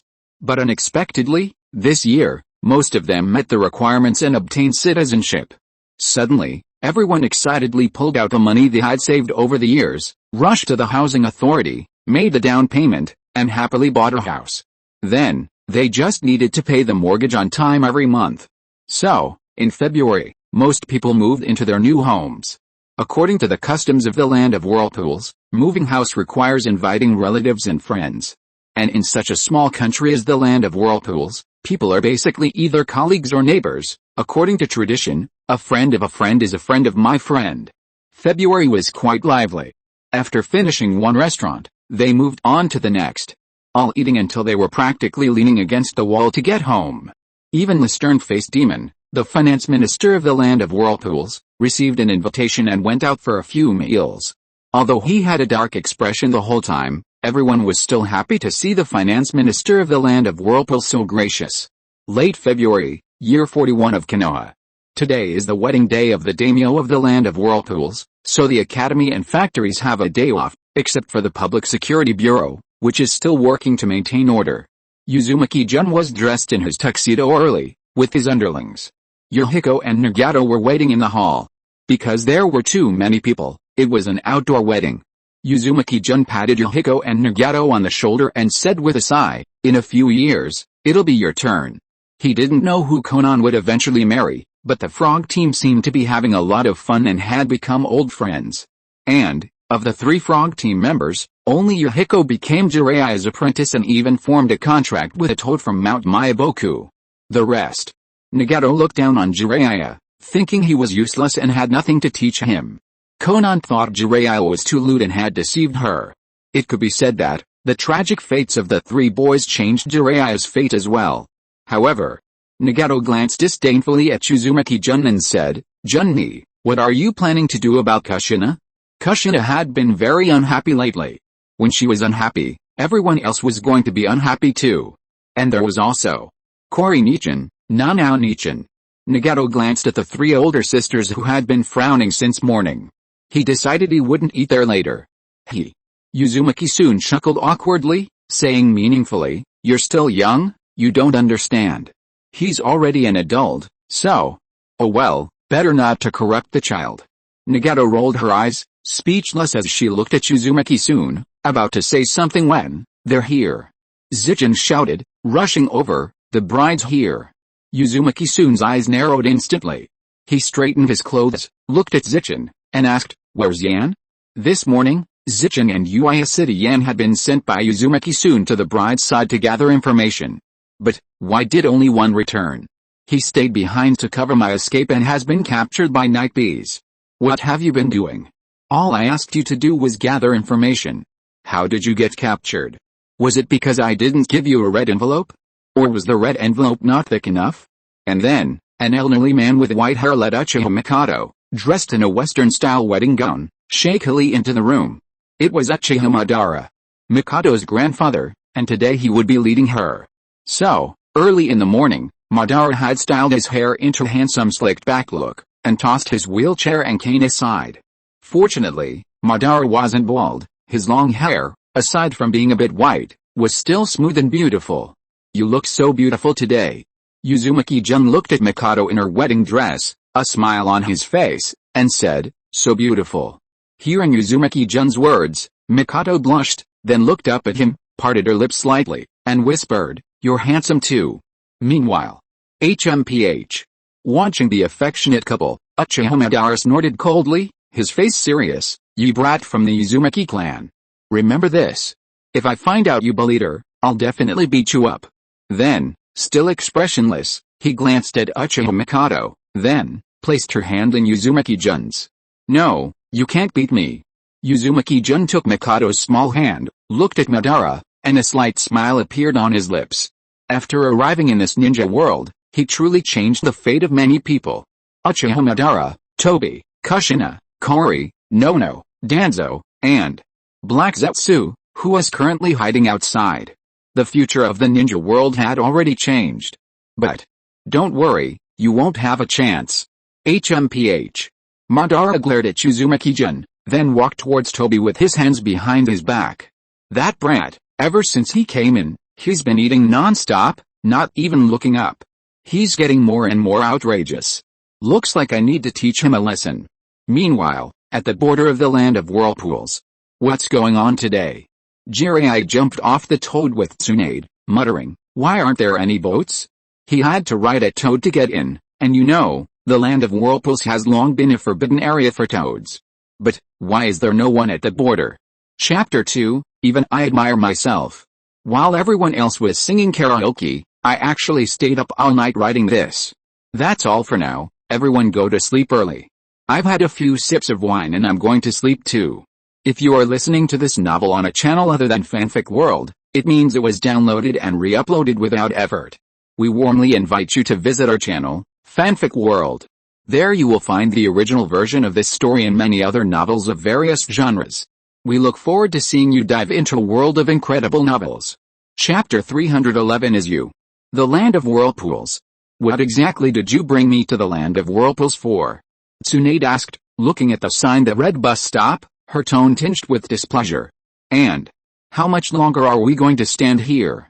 What are we supposed to do standing here? Just stand there and get some air? Tsunade looked around at the wide, clean roads. She was a little surprised. She hadn't expected the Land of Whirlpools to change so much after all these years. Especially the dilapidated wooden houses that were so common in the Land of Whirlpools. They were all gone, replaced by clean and spacious two-story houses. Waiting for a bus, Jiraiya muttered, looking at the road and scratching his head. We've been waiting so long, why hasn't a bus come yet? Usually, a bus comes every 10 minutes or so. And, since entering the land of whirlpools, they haven't seen a single person. What's going on? Waiting for what bus? Tsunade said, frowning. Where's your toad? Couldn't they just ride their toad in like they did when they came? Gama-chan and the others don't want to come to the land of whirlpools, Jiraiya said, looking at the roads on both sides. So, we can't summon them from the land of whirlpools. Although he'd already explained that the toads didn't need injections, and could hop freely in the land of whirlpools as long as they had the necessary documents, they still didn't want to leave. It was such a headache. It even forced him to go to the immigration checkpoint when teaching Yahiko summoning techniques. And now, Tsunade hadn't gone through immigration procedures, he didn't know how much she'd be fined later. Could something have happened? Jiraiya muttered, looking at the deserted roads. Otherwise, where is everyone? There wasn't a single person. Not even a traffic policeman at the intersection. Maybe Jiraiya turned to look at the impatient Tsunade beside him, about to say they wouldn't wait and would just walk over. Suddenly, a white car with blue trim drove towards them. A police car. Sigh. Jiraiya's expression froze as he watched the car approaching. He sighed inwardly and muttered, looks like I'll have to pay a fine again. He had originally planned to see if he could ask Uzumaki-jun to pull some strings and get Tsunade's entry paperwork sorted out, but now, the police were here. How could he possibly pull any strings? He wondered if he could get a ride from the police in the land of whirlpools. What's wrong? Tsunade asked, noticing Jiraiya's regretful expression. What fine? She asked, pointing to the approaching police car. And what's that thing? This. Jiraiya scratched his head. He only had a vague understanding and didn't know how to explain. He could only say helplessly, that's a car. You'll understand in a few days. Anyway, he'd understand eventually after staying here a while, so he decided not to explain. And did you remember all the laws and traffic regulations I told you about on the way? In the land of whirlpools, breaking the law would result in a fine. Tsunade rolled her eyes at Jiraiya's words and said indifferently, of course I remember. Remember? Remember what? When had Tsunade ever remembered such nonsense? And, even if she didn't remember, so what? Just then, the police car pulled up in front of Jiraiya and stopped, slowly opening the door. A young man in a police uniform stepped out, looking at Jiraiya and Tsunade with a blank expression, saying, Lord Jiraiya, Lady Tsunade. However, upon seeing the young man, Tsunade's eyes widened in disbelief as she stared at the smiling Jiraiya beside her, saying, this. The wedding didn't last long. After following the wedding customs of the ninja world and exchanging vows, Uchiha Mikado officially changed her name to Uzumaki Mikado. The entire event was photographed by professional photographer Uchiha Itachi and his assistant, Mashinju. After a short training period, relying on his Sharingan, Uchiha Itachi was able to accurately capture various scenes and was proficient in various shooting poses, producing quite good photos. As for Mashinju, he was simply conscripted. Muzinshu rolled his eyes at the equipment and said, so, why did you choose me as your assistant? If he remembered correctly, the Senju and Uchiha clans didn't have a very good relationship. Besides, he'd been filming since morning, and he was so hungry he was dizzy, his hands trembling as he held the equipment. Should we take a break? Find someone else? But Uchiha Ki shook his head, expressionless, and said, the others aren't skilled enough. As for why he chose you as his assistant, it was simply because this heavy and tiring job suited you. Muzinshu rolled his eyes again, about to retort, when? Let's go, hurry up and catch up, Uchiha Ki said calmly. We still have other people to film. Sigh. Muzinshu sighed, then could only shoulder the equipment and follow behind Uchiha Ki. Nagato shakily picked up a piece of rib, looking at his three older sisters with dark faces, and carefully said, should we eat first? He didn't want to sit here at all. The atmosphere was too scary. But in the end, Konan dragged him over, saying that everyone around was an adult, a senior, and it would be more relaxing to go to Kushina's place. But, relax? Relax what? Did this girl understand the atmosphere here? Besides, he could eat with his mother or the clan leader, that would be quite free. Swish. Hearing Nagato's words, everyone turned their heads, their gazes fixed on Nagato, who was about to put a rib in his mouth. Surrounded by so many people, Nagato's hand trembled, almost dropping the ribs. Finally, He could only expressionlessly put the rib back in his bowl, then stare resentfully at Uzumaki-jun, who was still toasting. He wanted to go home. Was he really that hungry? Konan, seemingly sensing the awkward atmosphere, quickly gave Nagato and Yahiko a sheepish smile. She hadn't expected it to turn out this way. As for Yahiko, he kept a calm gaze on Prince Jun throughout. He had already guessed that things would turn out this way, so he went to the restroom earlier and secretly ate a few steamed buns in the kitchen. So, he wasn't hungry now. Seeing Nagato like this, he was about to ask if he needed to use the restroom when Yahiko, a familiar voice called out. Jun, holding Mikado's hand, walked downstairs with a smile to toast the elders and friends. He glanced at Kushina and the others' table not far away and sighed helplessly. This was really a headache. But when he saw two figures suddenly appear, he was stunned. Why are they here? He murmured. Jun frowned, intending to go over and see what was going on, but when he turned around and saw Mikado holding his hand, he thought better of it. Today was Mikado's wedding, and Kushina and the others' matter hadn't been resolved yet. It was better not to show up rashly, otherwise what if something unexpected happened? Sigh. Looking at Kushina, who was pouting and had red eyes, Uzumaki-jun sighed inwardly. He hadn't seen Kushina come to see him for a while, and she seemed to have lost a lot of weight. Her former mischievousness was gone. It seemed he really needed to find time to talk to Kushina. But it's all right, Mikado said with a smile. Let's go. Eh? Uzumaki-jun was taken aback by Mikado's words, about to say something when. I also wanted to talk to Kushina. Mikado shook her head gently. Trust me, everything will be all right. This. Although Mikado's face was all smiles, without any other expression, Uzumaki-jun could still sense it. She tightened her grip on his hand. Finally, Uzumaki-jun sighed, took Mikado's hand tightly, and walked towards Kushina. They would meet again eventually. Chapter 1. Chapter 312. I will pass on this secret manual to you. What? Getting married? Black Zetsu was stunned upon hearing White Zetsu's words, and said fiercely, You said what? That brat is actually getting married. Damn it. After you tricked us, you actually went and got married? Is there no justice in this world? Yes. White Zetsu spread his hands and said helplessly, so today, White Zetsu's clone doesn't need to continue planting trees. The red-haired brat seemed to have no time to pay attention to White Zetsu's clone, so after gathering the information, he quickly slipped away. The land of whirlpools, it's really too terrifying. I'm so angry. Black Zetsu couldn't help but blurt out a sentence after hearing White Zetsu's words, then took a deep breath and looked at White Zetsu and asked, what's the situation with the organization? Not optimistic. White Zetsu shook his head and said helplessly, according to the information obtained from the spores, many people in the organization have been captured. Especially the 5 great shinobi villages, adhering to the principle of better to kill the innocent than let the guilty go free. The losses are simply too heavy. Some people even chose to forget the organization's mission and left the group. Hearing White Zetsu's words, Black Zetsu was silent for a moment, then sighed and said, let them keep hiding. What could he do? He was panicking too. What could he do besides angrily cursing? He simply couldn't win. But this couldn't go on. Otherwise, the organization's reputation would definitely be damaged, and what if everyone left the organization and no one joined? So, he had to think of a solution. Black Zetsu sighed, narrowed his eyes, and looked in the direction of the land of whirlpools, muttering, land of whirlpools. Swish. Everyone stared at the white-haired youth who casually picked up his chopsticks and then grabbed a large chicken leg. Even Tsunade unconsciously followed his gaze. Tsunade was shocked to see the Uchiha clan, long since exterminated, in the land of whirlpools. And judging from Jiraiya's expression, he seemed to have known all along. Tsunade was filled with doubt.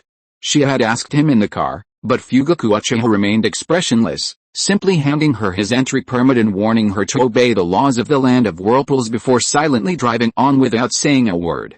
Because Fugaku was in the car, Tsunade didn't want to ask Jiraiya then. Not knowing the full story, and adhering to her ninja code, she decided to ask when no one was around. She even wondered if Jiraiya had some ulterior motive for not telling the old man. But now, why was he attending a wedding? And even eating? Did he notice the awkward atmosphere at the table? Jiraiya seemed to realize it, giving an awkward smile. He carefully placed the half-eaten chicken leg into his bowl and said sheepishly, Eat. Everyone eat. Why did he look so embarrassed? Nagato and Konan rolled their eyes at Jiraiya's words. This old man was still so shameless. Could he have come in to freeload without paying a dowry? He still owed them 5,000 taels of silver. Yohiko, however, scratched his head sheepishly and said, Jiraiya-sensei, we. He winked subtly at Kushina. Jiraiya-sensei, really, why did he start eating as soon as he sat down? Didn't he know the atmosphere? Seeing Yohiko's hint, Jiraiya's eyes narrowed, and he nodded knowingly, turning to look at the three rather cute girls beside him. It seemed no one dared to touch him because of these three girls. But Jiraiya took another bite of his chicken leg. Was the toad sage really hungry? Jiraiya flashed what he thought was a dashing smile, but to everyone else it looked like a lewd one, and cautiously asked, you guys want some? But, looking into those murderous eyes, Jiraiya immediately became obedient, swallowing his words. That look, that expression, it frightened this immortal. But, what on earth is going on? And that look, that expression, it seems a little familiar. Jiraiya felt as if he had sensed it somewhere before, but no matter how hard he tried, he couldn't remember. Then, sensing someone walking towards him, he quickly turned his head, seeing Uzumaki-jun leading a bride in a wedding dress. Jiraiya seemed to realize where he had seen her before. He sighed inwardly, so these three were the legendary childhood friends of the daimyo of the land of whirlpools. He felt the same way. Little sister. Jiraiya revealed that lewd smile again, cheerfully saying, looks like you're troubled by love. But he's already married, he should let go. Before he could finish the word let go. Ouch! Jiraiya suddenly felt someone step hard on his little toe, and an ugly smile immediately appeared on his face. He turned his head to see a blue-haired girl with innocent eyes next to him. This girl. He recognized her. Wasn't she the girl who owned the cat? Hell. Jiraiya gave her an awkward smile, glancing at the people around him who were all glaring at him menacingly, even Yohiko looking at him with a headache. This. Had he said something wrong? He sighed inwardly, and reached behind him, pulling out a book. The Art of Picking Up Girls. He handed it to Kushina, saying, take a look at this, maybe it will help you, you guys? 3 of them. What's so great about a daimyo of Uzumaki? He turned to Konan, winking. Can you put your foot down now, little girl? It hurts. That book is useless to him. If he doesn't lick her boots, Tsunade might ignore him all day. Konan nodded in satisfaction, releasing Jiraiya. This perverted old man is really. Not only does he love to deceive children, but his eyes are always lecherous. She doesn't even know why Yohiko wanted to become his student. Just then, Kushina Uzumaki-jun, looking exasperated, led Mikoto over with a smile, saying, Kyoko, not now. But, HMPH. Kushina turned her head away unhappily, ignoring Uzumaki-jun. Kyoko nodded with a smile, while Nanao lowered her head and said nothing. An awkward silence fell, everyone staring in their direction. Uzumaki-jun sighed inwardly. He really shouldn't have come today. Feeling Mikoto, who had been tightly holding his hand, suddenly release it, a smile on her face, and walked towards Kushina, opening her mouth as if to say something. Kushina glanced at Mikoto with complicated emotions, then at her Junni brother, and then, whoosh! She stood up and walked outside. Everyone watched Kushina's departing figure. Kori and Nono immediately stood up, glancing apologetically at Uzumaki-jun. Just as they were about to chase after Kushina, they felt someone pulling them back. Looking down, they saw it was Mikoto pulling them, and their hearts were filled with confusion. Just as they were about to speak and ask her to let go. Jun, you go ahead, Mikoto said with a smile, I can stay here. Then, looking at Kori and the others, it'll be good for me to ask them about your past. Hearing Mikoto's words, Uzumaki-jun was stunned, but thinking of Kushina's gaze just now, and the book she was holding. Sorry, Mikoto. He then chased after Kushina. Mikoto watched Uzumaki-jun's departing figure, sighed inwardly, and smiled, saying, Sister Kori, and Sister Nanao. Can we talk? Kori and Nanao exchanged a glance upon hearing Mikoto's words, their hearts skipping a beat, and finally, nodded. Then, they followed Mikoto to the side. As for the photographers nearby, Uchiha Itachi and Mushin looked at each other, bewildered. What was going on? They were still young and couldn't understand it all. Just as they were about to turn around to take other photos, Senju. Mushin. A trembling, incredulous voice rang out. Mushin turned around in confusion. Senju.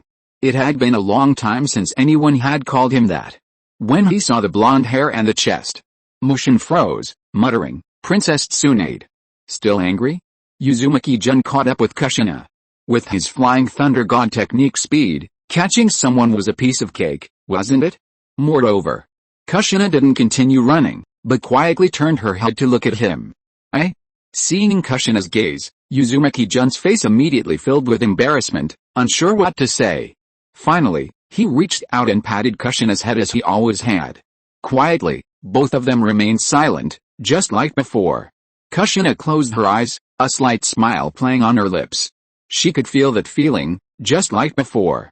Junmi hadn't changed. Seeing Kushina calm down, Uzumaki-jun smiled as well. Just as he was about to say something. Thud. Kushina hugged Uzumaki-jun again, just like before, only, it seemed she was hugging him even tighter than before. He sighed inwardly. Damn author. However, Kushina raised her head, her clear eyes looking at Uzumaki-jun, and finally, seemingly using all her resolve, she opened her mouth and whispered, Junmi. Do you like me? Chapter 2, that's all. The romance plot is really a headache, even a lazy bum like me doesn't know what to do. And that's how it ended. Now it's time to move on to building the nation. Chapter 313 I Was Wrong, Part 2. I was wrong. Jiraiya, his face bruised and swollen, looked at Tsunade raising her fist again and quickly said, Don't hit me anymore, I was wrong. Seriously. All I did was hide it for a moment. Did she have to be so harsh? And, in the end, I still brought you to the land of whirlpools. She's so heartless. This fist. Jiraiya looked at Tsunade's fist, which was as big as a casserole dish. Even the Toad Sage couldn't withstand that. Although taking 2 punches a day makes him tremble and full of energy, but, taking 20 punches would be fatal. It was the current Senju clan leader who told him to hide it, even if you're the little princess of the Senju clan. Hey, Jiraiya glanced at Tsunade's headlights. Tisk tisk. They're really big. Bang. Tsunade's forehead creased as she looked at Jiraiya, whose eyes were now lewd, and swung her fist down again, saying fiercely, Did you already know? This. Jiraiya looked at Tsunade's fist, hesitated, wondering whether he should say he already knew, or that he just found out. He thought to himself, Tsunade's strength is getting more and more impressive. How about we sit down and talk? HMPH. Seeing Jiraiya's swollen, pig-like head, Tsunade casually tossed it away, saying disgustedly, Hurry up. It was so repulsive. Phew. Jiraiya gasped. That really hurt. This Tsunade, really? They've been classmates for decades, why does she keep hitting him in the face? His handsome face. Where's the doctor? I need to go to the hospital. As for getting Tsunade to treat him, Jiraiya thought that was impossible. Although there was a slight mishap at the wedding last night, under his leadership as the Toad Sage, he still managed to salvage the situation. So he drank very late last night and just randomly found a restaurant to stay at, but he didn't expect to be found by Tsunade so early this morning. Judging from Tsunade's appearance, she had been holding back for a long time. At least one night. Didn't Senju Hideaki tell you yesterday? Jiraiya touched his swollen eyeballs, it really hurt. He felt he should go to the hospital and enjoy the gentle comfort of a nurse to feel better. Otherwise, he felt awful all over. And, who told Tsunade he was staying here? This Toad Sage wanted to treat him to a taste of Mount Mayaboku's specialty, toad oil. This monstrous strength, what if his handsome face never recovered? I told you. Tsunade nodded seriously, Shuzo told me everything last night. Then why did you hit me? This has nothing to do with me. Jiraiya stared speechlessly at Tsunade, pointing at her indignantly, You. Give me a reason. Otherwise, I'll go see a doctor and never talk to you again. However, Tsunade ignored him, saying calmly, I just felt uncomfortable and wanted to vent to someone. You're right. Jiraiya raised his head at a 45-degree angle, sighed, and squinted his swollen eyes. It really hurt. It hurts so much I'm about to cry. Is being a Toad Sage easy? You're crying over this little injury? You call yourself one of the legendary Sannin of Konoha. What kind of Toad Sage are you? Tsunade looked at Jiraiya with disdain and said, Come here right now. Why you? Jiraiya shuddered at Tsunade's words and cautiously asked, "What are you going to do now? Could we wait until tomorrow to beat him up? I've overexerted myself today." "I'll treat you," Tsunade said irritably. "Are you coming or not? If not, I'm leaving. You know, with this injury." Tsunade looked at the bruised and swollen Jiraiya with a sarcastic tone. Tisk, if you delay too long, you'll be disfigured." "Disfigured?" "Yes." Hearing Tsunade's words, Jiraiya quickly scurried over and said, "Do I need to lie down?" He couldn't be disfigured. Thousands of girls in the ninja world were waiting for him. "Hurry up," Tsunade said dismissively, "or I'm leaving." Immediately, Jiraiya lay down, watching Tsunade slowly approach, especially in front of the headlights. Tisk. So dazzling. Even the Toad Sage couldn't stand it. "Shut your lecherous eyes," Tsunade said impatiently, "or don't blame me. This lecher hasn't changed." Oh, Jiraiya quickly closed his eyes, a slight smile playing on his lips, and said, "What are you planning to do?" "What do you mean, what are you planning to do?" Tsunade asked while using a healing jutsu. "This face is so swollen. It's really disgusting. Wasn't it you who beat him up?" But Jiraiya knew there was no point in reasoning with Tsunade, so he sighed and said, "When are you planning to return to Konoha?" While Tsunade wasn't looking, he secretly peeked down with half-closed eyes. What a sight. Especially Tsunade's clothes. No. I think I'm going to get a nosebleed." Jiraiya quickly closed one eye, only half-closing his other eye to see. That way, the damage would be halved. This sage could still withstand it. Konoha.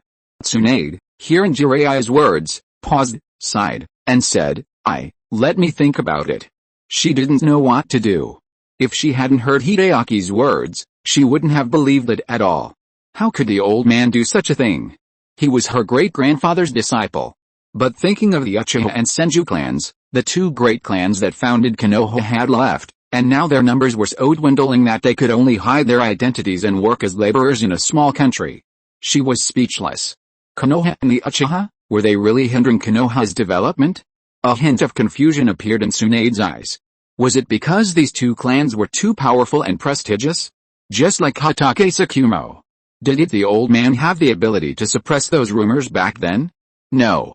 It's because Tsukumo Hatake's fame reached its peak due to the victory in World War II. He even single-handedly defeated the White Fang of Konoha and earned the title of Hokage. But, you have to understand, he was just the head of the Anbu serving the Hokage. So, perhaps her father was right. If the Senju clan hadn't left, things might really have turned out differently. Tsunade sighed inwardly. She really shouldn't have known all this. Great-grandfather, who should I ask? Or what should I do? Seeing Tsunade's silence, Jiraiya knew what she was thinking.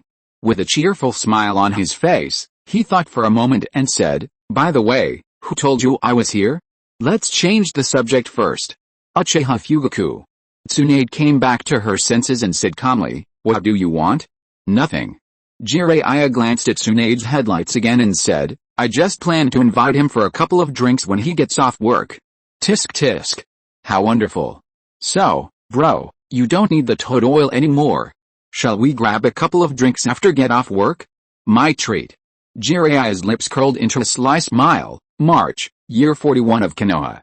The fervor surrounding the daimyo's wedding in the land of whirlpools was gradually fading. The tens of thousands of outsiders who had obtained citizenship in the land of whirlpools had made others envious, some even thinking that if the daimyo could issue so many slots for a single wedding, they wouldn't mind attending multiple times. But, that was just wishful thinking.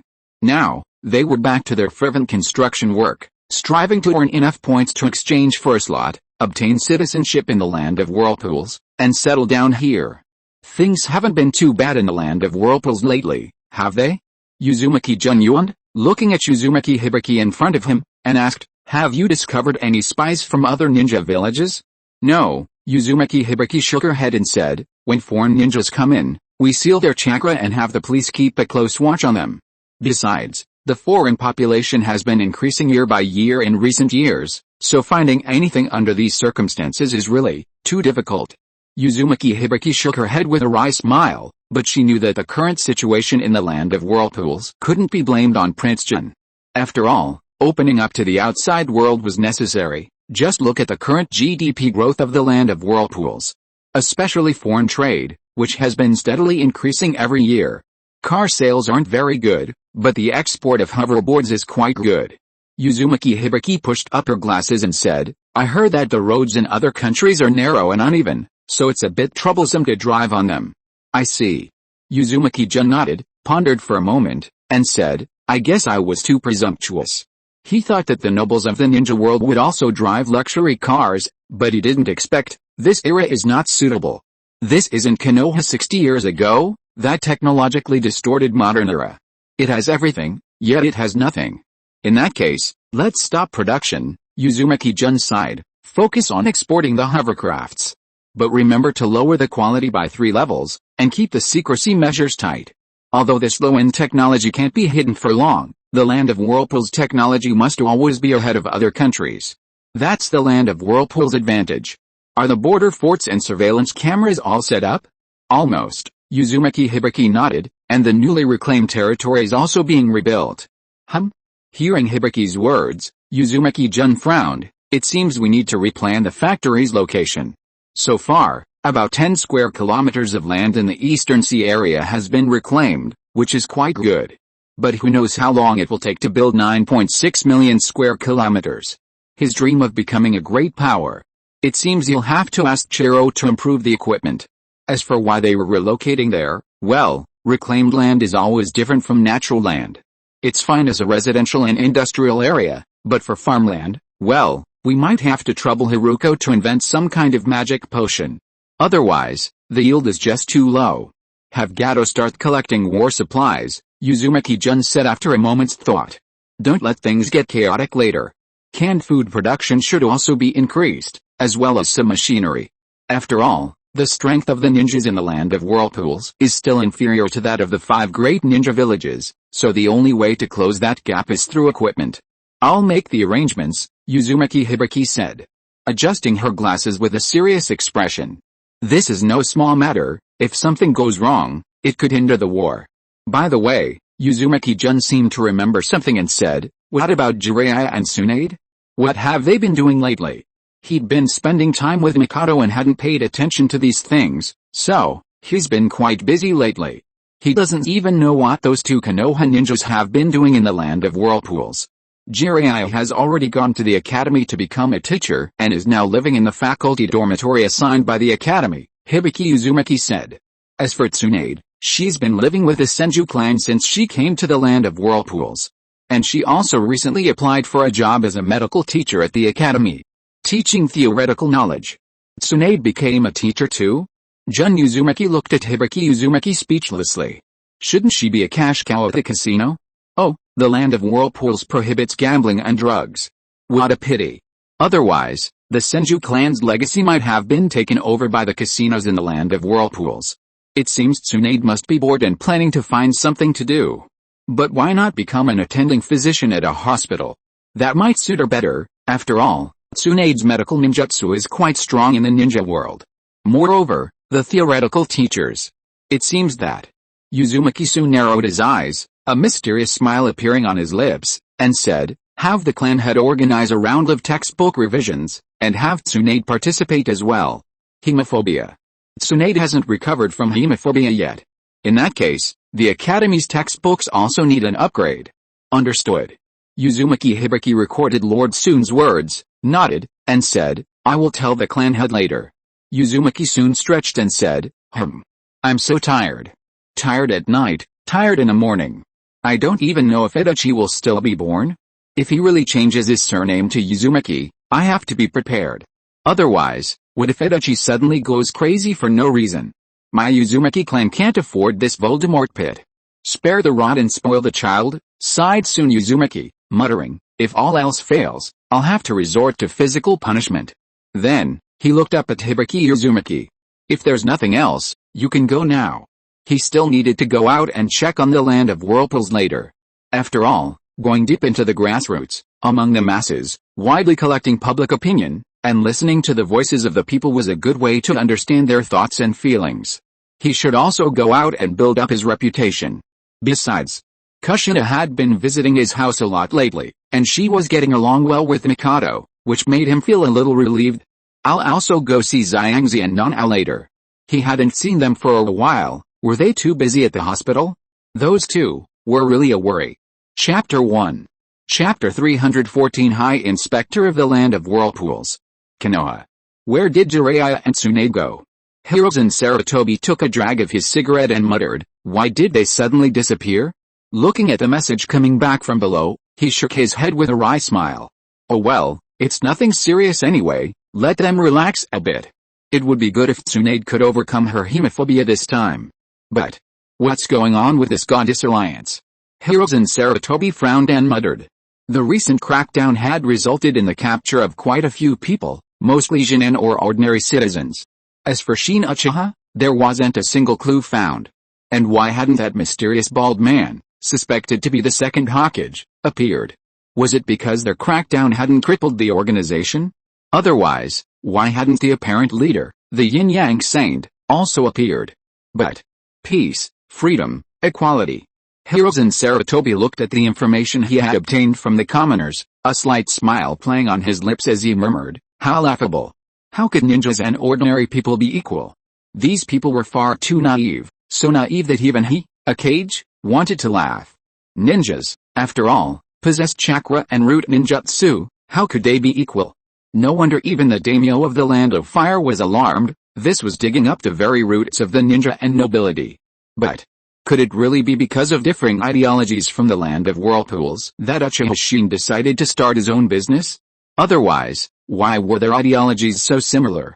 One was working in the Land of Whirlpools, while the other was wandering aimlessly throughout the ninja world. The Land of Whirlpools, Hiruzen Sarutobi murmured, looking at the ninja world map on the wall behind him, taking a drag of his cigarette, the Uzumaki Clan. He hadn't found the sealing technique among Lady Miro's belongings, and even after questioning Kyuubi, she hadn't obtained the sealing technique scroll either. So, who took the sealing technique? Furthermore, since they took it all, why not take it all, leaving only the corpse demon seal? What exactly is Lady Miro planning? Now that he has obtained the Uchiha clan's fire release techniques, the Sarutobi clan has begun training and has formed a secret legion. This is different from the Anbu, which is an organization already known to the public. It is a force truly hidden in the shadows. Apart from a few high-ranking members of the Sarutobi clan, no one else knows anything about it. And recently, Jiraiya's reports about the Land of Whirlpools were all irrelevant. What exactly is he planning?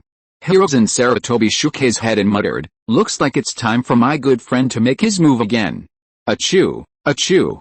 Danzo rubbed his nose, sighed, and said helplessly, what should I do? Because of the Hatake clan incident, he is now universally hated. Especially after he met the Senju clan, who were wiped out, then the Uchiha clan, who were also wiped out, and then the Hatake clan. Now the Hatake clan is left with only one orphan. He's the jinx of Konoha. Now, whenever he visits other clans, the entire clan gets sick with fear, thinking their clan is doomed. There are even rumors that it was because of him, Danzo, that Commander Kato Dan was inexplicably killed. It's said that Commander Dan shook hands with Danzo back then. So, he feels the Hokage position is getting further and further away from him. Danzo also feels quite wronged. Although he initially wanted to make an example of the Senju clan, he later ran out of time to do so, didn't he? So the Senju clan was forced to go to the battlefield and die. It had nothing to do with him, Danzo, and the Uchiha? That's even more unfair. Yes, Danzo did visit the Uchiha clan head a few times, but that was just to discuss the future and harmonious life in Konoha. Those Uchiha clan members were all killed by the Uchiha clan head himself. He even awakened the main Gekkyou Sharingan. Although he didn't know why only one remained. So, this really had nothing to do with Danzo. As for Hatake Tsukumo, he hadn't even had a chance to do it yet. And, even if he really wanted to, as the leader of Root, couldn't he have done it more discreetly? He was going to become Hokage. How could he leave a stain on his life's record? Hiruzen. Danzo shook his head with a complicated expression, muttering to himself, you are the light of Konoha. And he, Danzo, was the darkness of Konoha. He did agree at the time that he, the darkness, would do everything the Hokage didn't need to do, but you can't be this ruthless.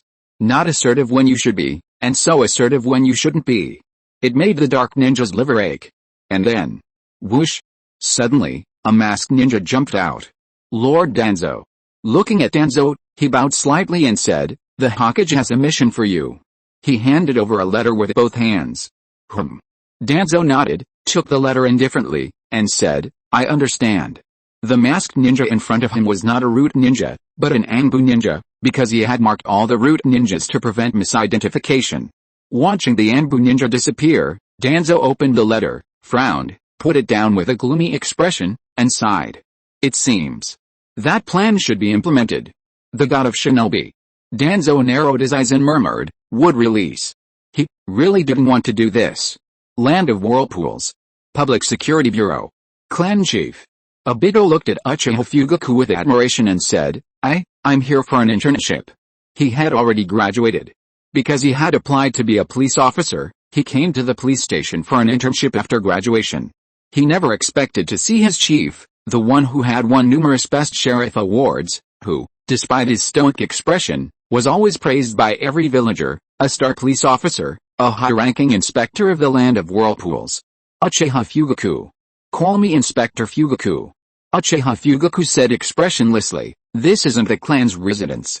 Although he was a little excited to see his clansmen admiring him so much, as the clan chief, how could he easily show it? Yes, Captain Fugaku. Upon hearing the clan chief's words, Obito quickly saluted and said respectfully, what are your orders? Obito was extremely excited. He had finally graduated and become a respected police officer, an intern. All of this was thanks to Madara. If it weren't for Madara's serious guidance, he probably wouldn't have been able to graduate. Nothing much on the first day, Fugaku Uchiha said casually. Just familiarize yourself with the procedures. Come patrol with me later. That'll be your job then. Understood, I'll do my job. Obito replied proudly. He'll definitely be like the clan leader. Winning countless awards, becoming a high-ranking inspector recognized by the Land of Whirlpools, everyone who hears Obito's name will give him a thumbs up and say happily. Inspector Obito is truly amazing. Chapter 2, Nothing More. Chapter 315 The Wind Rises. Black Zetsu felt his future was utterly bleak. Just like his entire body, black to the point that only his eyes and teeth were visible. Not long ago, he was a powerful figure with tens of thousands of followers, manipulating events behind the scenes in the ninja world. But then, he woke up to find the world had changed. The entire ninja world was undergoing a crackdown on organized crime. But this had nothing to do with his organization. Aside from his dark complexion, the Goddess Alliance had no other dark aspects. He even sheltered the poor, providing them with food and helping them build houses, enabling them to survive in this chaotic world. How could he suddenly become a criminal organization? Their goal was to maintain peace in the ninja world. Although he had his own selfish motives, he hadn't even had a chance to do so yet. The neighboring Land of Whirlpools was even more ruthless, swindling and cheating everywhere, so why didn't the 5 great ninja villages intervene? They were all just a bunch of cowards who bullied the weak. Black Zetsu sighed inwardly. Listening to the messages relayed by White Zetsu's clone, almost none were good, or rather, there was practically no good news. Seeing the 5 great ninja villages' determination and intensity in their crackdown on organized crime, the civilians and ninjas had all left the group and gone into hiding. Those who didn't were either accidentally killed by ninjas from the 5 great villages or captured and taken back to their villages to gather intelligence, only to die. Either way, they were doomed. This had created widespread panic within the organization. Abandon all bases in the 5 great nations, Black Zetsu sighed. We can't stay here any longer. The crackdown was too intense, they didn't know how long it would take to end. Now, the only option was retreat to some smaller countries to rebuild our influence. This was a well-considered plan. These smaller countries were more remote, their people less knowledgeable, and their ninja forces weaker, perfect for them to cultivate and develop. And if things went well, they might even be able to turn the goddess cult into the state religion and restore Mother Goddess's prestige. Understood. White Zetsu nodded and said, I will make the arrangements. Mixin immediately breathed a sigh of relief. Finally, she was going to leave this dangerous place. Actually, there wasn't much to stay in the 5 great ninja villages. The outside world was actually quite good. With the organization's current strength, they could definitely rebuild their former glory. Late 42nd year of Konoha. Since the launch of the special campaign to eradicate organized crime in the 5 great ninja villages, thanks to the firm determination of the village chiefs, the highest administrative officials of each village, the entire ninja world began to take action. Scientific decision-making, proactive measures, and a combination of specialized and mass efforts were employed, mobilizing and relying on the masses. In-depth investigations were conducted into clues related to organized crime, and responsibilities were strictly implemented. In this operation, working mechanisms and tactics were continuously innovated to improve the precision and depth of the strikes, achieving phased results in this campaign against organized crime. In short, the achievements were remarkable, restoring a comfortable and safe living space for the people of the ninja world. However, the 3 legendary ninja swords were still nowhere to be found. Even the known powerhouses of the Goddess Alliance, Uchiha and the bald powerhouse suspected to be the first Kazekage, hadn't appeared. In fact, there wasn't a single black person to be found in the country anymore. Even those with dark skin were starting to paint their faces white before daring to go out. The anti-gang operation couldn't continue. Continuing would definitely cause domestic chaos. Therefore, after the daimyo of each country issued a notice ordering the cage of each ninja village to cease operations and return the innocent civilians arrested in the anti-gang operation, the major ninja villages conveniently ended their massive anti-gang operation.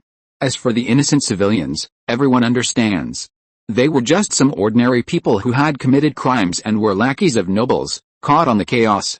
They weren't their targets anyway. They were just accidentally arrested by a group of ninjas with strong sense of justice who didn't know the real mission.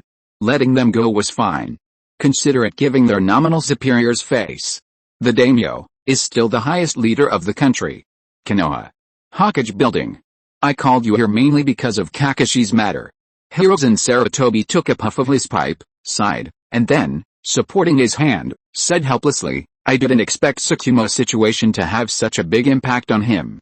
But because the war had only just ended, there were still many things in the village that required my attention, and at that time I didn't pay any attention to the rumors circulating in the village. Hiruzen Sarutobi shook his head, his eyes filled with regret and self-reproach as he looked at Minato, who was kneeling before him. But I didn't expect the rumors to escalate so much. He took a wistful drag on his pipe. By the time I noticed and tried to investigate who was spreading the rumors and stop them, it was too late. Hiruzen Sarutobi stood by the window, his back to Minato, a fleeting smile playing on his lips. His gaze was deep as he looked at the scenery outside, and he said earnestly, where leaves dance, fire will never die. The firelight will continue to illuminate the village and allow new leaves to sprout. Kakashi has become too extreme, too focused on missions, and neglecting the importance of his comrades. He sighed. This is not how a Konoha ninja should be. Undoubtedly, Kakashi's father was an excellent ninja. He made countless contributions to Konoha, but because of my dereliction of duty as Hokage, in the end. Hiruzen Sarutobi narrowed his eyes, shook his head with a bitter smile, and said, it's no use saying all this now. He looked at Minato with a serious expression. I hope that as Kakashi's teacher, you can help Kakashi get through this. To cherish his comrades and love life. To remember the will of fire and become an excellent Konoha ninja. Yes, Hokage-sama. Minato nodded earnestly upon hearing the Hokage's words and said, I will definitely help Kakashi get through this. Then, he smiled and said, Kakashi is an excellent ninja, I can feel it. He still yearns for and loves his comrades. He had noticed Kakashi's situation recently and originally planned to have a heart-to-heart talk with him later, but he didn't expect to be summoned by the Hokage at this time. As expected, the Hokage-sama still cares about them, the ninjas. Minato felt a surge of excitement. Then, Hiruzen Sarutobi was immediately satisfied upon hearing Minato's words, and then looked at Minato with gratitude and melancholy, saying, I'll leave Kakashi to you. As Kakashi's teacher, it's my responsibility. Minato said with a smile, Hokage-sama, please don't worry, I believe Kakashi will be moved to hear how much the Hokage cares about him. If there's nothing else, I'll take my leave. He still had to teach Kakashi and the others later. Jiraiya and Tsunade are really something else, it's been so long, why haven't they returned to the village yet? Minato shook his head helplessly. His wedding with Kyuubi is coming up soon, he wondered if his teachers would be able to make it back in time. He sighed, pushed open the door, and walked out of the office. Having such an irresponsible teacher was exhausting.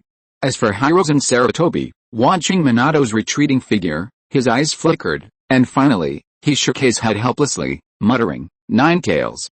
Then, he continued to gaze at the village outside the window. The wind is rising again. He hadn't expected to fail to find the legendary sword from that mysterious organization. However, currently only Konoha and Kirigakure possessed the legendary sword, so, to prevent them from awakening the sword spirit, Iwagakure would definitely launch a war first, since no village wanted to see other villages become so powerful that they couldn't resist. But, the fire sword was still lying in the village, and no one had been able to gain the sword spirit's approval. Even some villagers began to suspect they'd been scammed, wanting to disassemble the ninja swords to investigate. In the end, they were all refused. After all, a ninja sword worth hundreds of billions, who would dare to easily damage it? Who would be responsible if it broke? Hiruzen Sarutobi sighed dejectedly, muttering, "Looks like I have to strike first." He looked up, squinting at the ninja world map hanging on the wall, especially the small dot in the eastern sea of the Land of Fire, the Land of Whirlpools. Chapter 1. Chapter 316. In early 43 of Konoha, rumors suddenly spread throughout the ninja world that the 5 great shinobi villages were indiscriminately killing innocent people.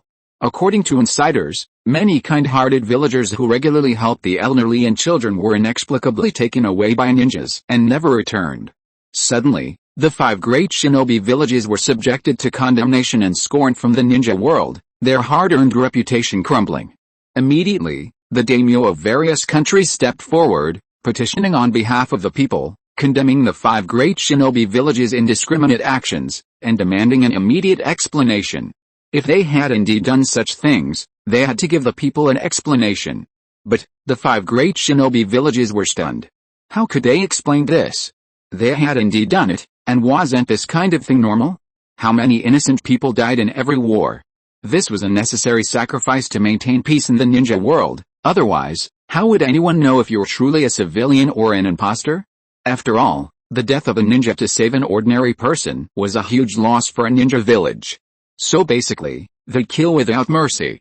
They didn't care about the commotion among the common ninja. These ordinary people would soon be busy with their daily meals and forget about it. The most important thing now was, where did these rumors come from? Especially Konoha, which had suffered greatly from these rumors these past few years. But, no matter how hard they searched, they couldn't find the source. Suddenly, the atmosphere in the entire ninja world became heavy again. Who could this cowardly rat be? Or was it part of some alliance with the goddess? Moreover, the atmosphere in Iwagakure, Kumagakure, and Tsunagakure also became tense. After all, they hadn't obtained the legendary ninja sword this time, and their military strength was immediately inferior to Konoha and Kirigakure. Therefore, to prevent a sudden attack from Konoha and Kirigakure, they formed an alliance and strengthened their village defenses. Suddenly, everyone sensed something unusual. The Land of Whirlpools. January was arguably the happiest time for the Land of Whirlpools. Right after the new year, preparations for the Whirlpool Festival were underway. Everyone wore a smile. Especially because of the recent crackdown on organized crime by the 5 great ninja villages, even more foreign villagers flocked to the Land of Whirlpools, causing a sudden surge in population. Fortunately, the Land of Whirlpools was prepared, and chaos ensued. Those civilians who came from outside quickly adapted to life in the Land of Whirlpools after a few days. Compared to the uncertainty of food and drink outside, and the constant risk of being caught in the crossfire of ninja missions, this place was practically paradise. If there is a paradise in the ninja world, the Land of Whirlpools must be it. Originally intending to seek refuge here and return once things stabilized outside, no one wanted to leave. They obediently rented houses and started looking for work. However, they heard from seniors who had been there for several years that joining the Land of Whirlpools wasn't easy. They had been there for many years and still hadn't qualified, so, in the Land of Whirlpools, they were just migrant workers, without access to free education or housing. However, aside from the lack of some benefits, everything else is basically the same. As long as you abide by the law here, no one will bother you. Of course, there is another way to obtain citizenship, and this method is even simpler and more convenient, which is Black Zetsu. Uzumaki soon looked at the intelligence in his hand, shook his head helplessly, and muttered, "Besides Black Zetsu, there's probably no one else who can spread rumors so mysteriously. He really is paparazzi material. It's just that this Black Zetsu is too useless." He only held out for a little over a year before retreating from the sphere of influence of the 5 great shinobi villages. He's really too useless. Sigh. Uzumaki-jun sighed, put down the intelligence report, and said to Uzumaki Hibiki, "The war is about to begin. Is the land of whirlpools ready?" "All ready."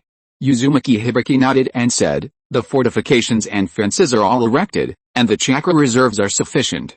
Energy." Uzumaki-jun nodded and said helplessly, "What is that four-tails Jinchuriki doing?" Even now, the land of whirlpool still doesn't have a stable source of chakra, basically relying on some poor ninja selling it and storing it little by little. They're still reclaiming land from the sea. Uzumaki Hibiki said, "Should we stop the land reclamation mission? After all, the war is about to begin, and if they continue land reclamation now, it will be troublesome if something goes wrong." "No rush." Uzumaki-jun shook his head and said, "Let's wait until the 5 great shinobi villages declare war before we come back.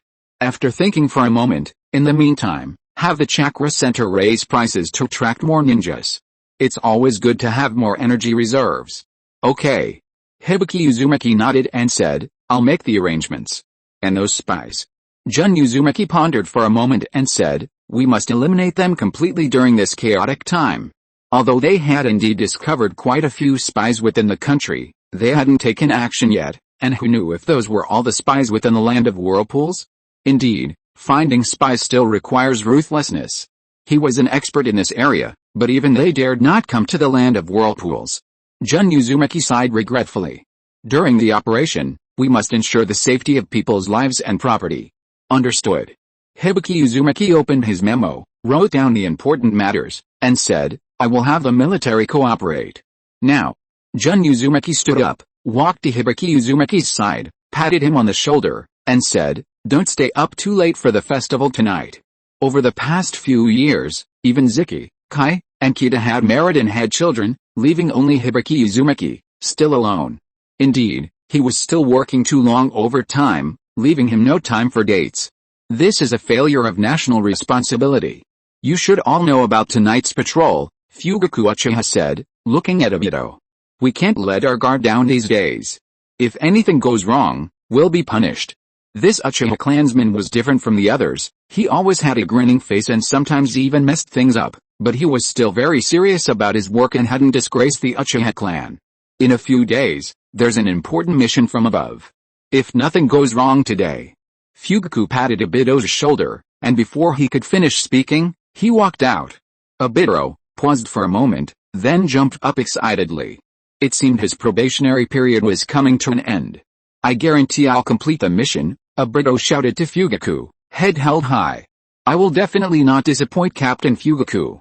He was finally going to become a glorious policeman of the people. "Get to work." A slight smile appeared on Fugaku's lips, then his expression returned to its usual blankness as he said calmly, "Don't just stand there like an idiot. Come over here." Chapter 2. Chapter 317 The Feeling of Happiness. Night fell. Just like the festival in the land of whirlpools in previous years, the land of whirlpools was bustling with activity again. Everyone had brought their families early. After a year of work, this was practically their last holiday, so they took advantage of the time to relax. The whole family went out for a meal, enjoyed some snacks, played games, and had some fun. Finally, they watched the fireworks before heading home. New migrant workers, who hadn't yet experienced the festival, also joined the others for the day. Enjoying the atmosphere they couldn't experience outside, they were filled with emotion. This was life. "Brother Soon," Kushina pouted as she looked at Sun Uzumaki approaching, "Mikado has been waiting for you for a long time." Sorry, Sun Uzumaki said apologetically, "I had some things to take care of, so I'm a little late." Seeing Kushina's unhappy expression, he quickly reached out and touched her flowing long hair. Kushina immediately stopped complaining and hummed contentedly, her eyes half closed. So many years have passed, and Kushina hasn't changed at all. Uzumaki-jun smiled, then walked over to Mikado, who was smiling at him, and said, "Sorry to keep you waiting." "It's alright," Mikado shook her head and said gently, "If you're busy, you don't need to keep us company." She knew that as the daimyo of the land of whirlpools, Uzumaki-jun must have a lot to do, so she wouldn't blame him if he didn't have time. Not busy at all, Uzumaki-jun squatted down, looking at Mikado's protruding belly, and said happily, "It's all taken care of." "He didn't cause any trouble today, did he?" Mikado had been pregnant for a few months. She didn't even know if it was Urachi inside. If it was, he should experience fatherly and motherly love. No, Mikado stroked her belly, a happy smile on her face, and murmured, "That's wonderful."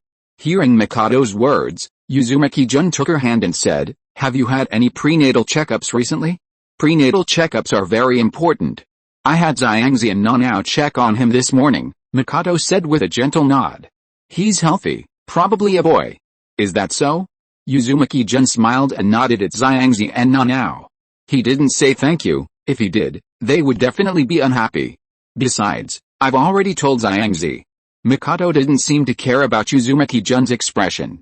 She had gotten used to it by now, so, maybe her child really would have to have several mothers? She said with a smile. "I'll have her and Nanao deliver the baby." Uzumaki-jun nodded with another smile. He didn't interfere too much with the women's affairs, perhaps it was better to just let things be peaceful. "In that case, let's go." Kushina walked to the other side of Uzumaki-jun, habitually taking his other arm, and said happily, "There are so many delicious things to eat in the land of whirlpools these past few years. Kakashi, aren't you going to eat?" A girl with purple face paint and brown hair happily handed a paper lunchbox to the white-haired, spiky-haired boy in front of her, saying, "These takoyaki are delicious." "No, thank you." Kakashi shook his head and said calmly, "You eat. After we finish eating, we still have a mission to carry out." Unexpectedly, their intelligence-gathering trip to the land of whirlpools led them to the Whirlpools Festival. But that's not bad. The security in the land of whirlpools shouldn't be too strict today, which will make it easier for them to carry out their mission. Kakashi's still so serious. Rin Haruno didn't seem to care about Kakashi's words and said sweetly, "Actually, Minato-sensei sent us here to help us relax a bit." Yet, the short-haired girl next to him nodded and smiled. "You don't need to be so serious today, Kakashi." "No." Kakashi looked around and said seriously, "It's time to carry out the mission." No matter what, carrying out a mission was the most important thing in his heart. If his father had been serious about carrying out missions back then, he wouldn't have been blamed by the villagers. So, he wouldn't make a mistake. However, Rin Haruno handed Kakashi a dumpling with a sweet smile and said, "Have a bite." Shizune also encouraged him from the side. Kakashi was just too serious. No matter what, he was always so serious and never relaxed. Minato-sensei also asked the two of them to talk to Kakashi more. But, thud. Kakashi tossed the dumpling aside, glanced at it on the ground, then at Rin and Shizune, and said expressionlessly, "I'll go check over there." A mission is a mission. He wouldn't make a mistake, absolutely. But no one noticed a pair of eyes that were constantly watching them and the headbands they were wearing. Juzobiwa, Hazuki Sujetsu. Jun Uzumaki led Mikado and the others into grilled fish restaurant, smiling as he said, "Business is good today." This grilled fish restaurant was a joint venture between Juzobiwa and Hazuki Sujetsu last year. Hazuki Sujetsu was in charge of purchasing and grilling, while Juzobiwa was in charge of preparing the fish. Because of their special methods, and in the eyes of ninjas, the taste was quite good, attracting a lot of customers. "Your Highness soon." Sujetsu Hazuki and Juzobiwa quickly put down their work upon seeing Uzumaki-sun and said respectfully, "You've arrived." "It's nothing." Uzumaki-sun nodded and said, "You two go ahead with your work. I just came to take a look and chat for a bit." He glanced at the grilled fish on the grill. It tastes really good." Sujetsu Hazuki said with a proud smile, "Your Highness must try it later. Juzo and I have the best grilled fish in this area." Even the daimyo of the land of whirlpools praised his grilled fish. "It seems he'll have to put that up at the door later. He's sure that hearing His Highness Soon's words will bring in many more customers." "Alright," Uzumaki-jun said with a smile, "let's see how your cooking is." Then, looking at Biwa Juzo who was processing fish, he added, "Juzo, your son will be starting school next year." It was truly unexpected that Biwa Juzo had finally married and had children. Although, due to his citizenship in the land of whirlpools, he married a foreigner, it was still much better than that single, fat pufferfish, Sujetsu Hazuki. You see, in the land of whirlpools, if a citizen marries a foreign woman, that woman can obtain citizenship, so many women want to marry men from the land of whirlpools. This was also a way to solve the problem of bachelors in the land of whirlpools. But even with this advantage, some people still remained single. "Yes, Your Highness Jun," Biwa Juzo suddenly smiled gently, saying, "So many years have passed." He was now inwardly celebrating his decision to join the land of whirlpools. If he hadn't joined, Even if he had eventually escaped, he would probably have been doing something as boring as wielding a sword. How could he be as happy and content as he was now? Looking around, Juzo Biwa shook his head helplessly. Looks like that brat went out to play with his grandma. I'm so sorry I couldn't send my son to pay his respects. It's alright. Jun Uzumaki shook his head and smiled. You know that's not the custom here. Things have really changed a lot. Although Juzo Biwa's smile wasn't very attractive because of his sharp teeth, after looking at him for a while, it still had a unique charm. At least it gave a sense of security. And that happy smile was truly infectious. Just a moment. At this moment, the pufferfish from Sujetsu Mountain was also ready to grill, and said cheerfully, please enjoy. Okay. Jun Uzumaki nodded, distributed the plate to Mikado and the others, and then took a bite himself. Instantly, his eyes lit up, he gave a thumbs up, and said, it's delicious. Flavorful, perfectly cooked, not dry or tough, and without any fishy smell, indeed excellent. Seeing the happy expressions on the faces of Sujetsu Uzuki and the slight upturn of Biwa Juzo's lips from his praise, Jun Uzumaki felt a sense of calm settle in his heart for some reason. Perhaps this was the life they wanted. Peaceful and quiet, yet still filled with happiness. Chapter 3, and nothing more. If you are listening to this novel on a channel other than Fanfic World, it means it was downloaded and re-uploaded without effort. We warmly invite you to visit our channel, Fanfic World. There you will find the original version of this story and many other novels of various genres. We look forward to seeing you dive into a world of incredible novels. Chapter 318. It's better not to go there. After leaving the charcoal grilled fish restaurant once owned by the 7 ninja swordsmen, Uzumaki-jun led Kushina and the others on a leisurely stroll along the bustling streets. Their original plan for the day was to spend quality time with them during the festival, so they tried everything that looked fun or delicious. Kushina was as lively and cheerful as ever, pulling everyone along whenever she saw something interesting. Hurry up. Seeing Jun and Mikado still lagging behind, Kushina waved excitedly, saying, there are so many people ahead. She wasn't actually that interested in these things. Even if they couldn't try them today, they could try them tomorrow. But today, it was rare for Jun to spend time with him. So, Kushina wanted to play as much as possible, for as long as possible, and have as much fun as possible. Because it had been so long since Jun had spent time with him like this. Slow down. Uzumaki-san and Mikado exchanged a smile, then he shook his head helplessly. Just as he was about to lead Mikado up, he suddenly stopped, a strange smile appearing on his face. What's wrong? Mikado looked at Uzumaki-san with a puzzled expression. Kushina is still waiting up ahead, let's hurry up. But Uzumaki-san didn't answer. Seemingly having discovered something interesting, he turned and walked towards the pancake stall next to him. Seeing Sun's behavior, Mikado's face was full of confusion. She also looked towards the pancake stall Sun was heading towards, and immediately understood what Sun wanted to do. She smiled and said, oh, it's Grandpa Madara. However, Uzumaki-san suddenly stopped halfway there, shaking his head with a helpless smile, and said, never mind, let's not bother Mr. Madara. A rare festival, and to bump into Mr. Madara buying pancakes. Doesn't he, Uchiha Madara, the god of shinobi, have any dignity? So, let's just forget about it.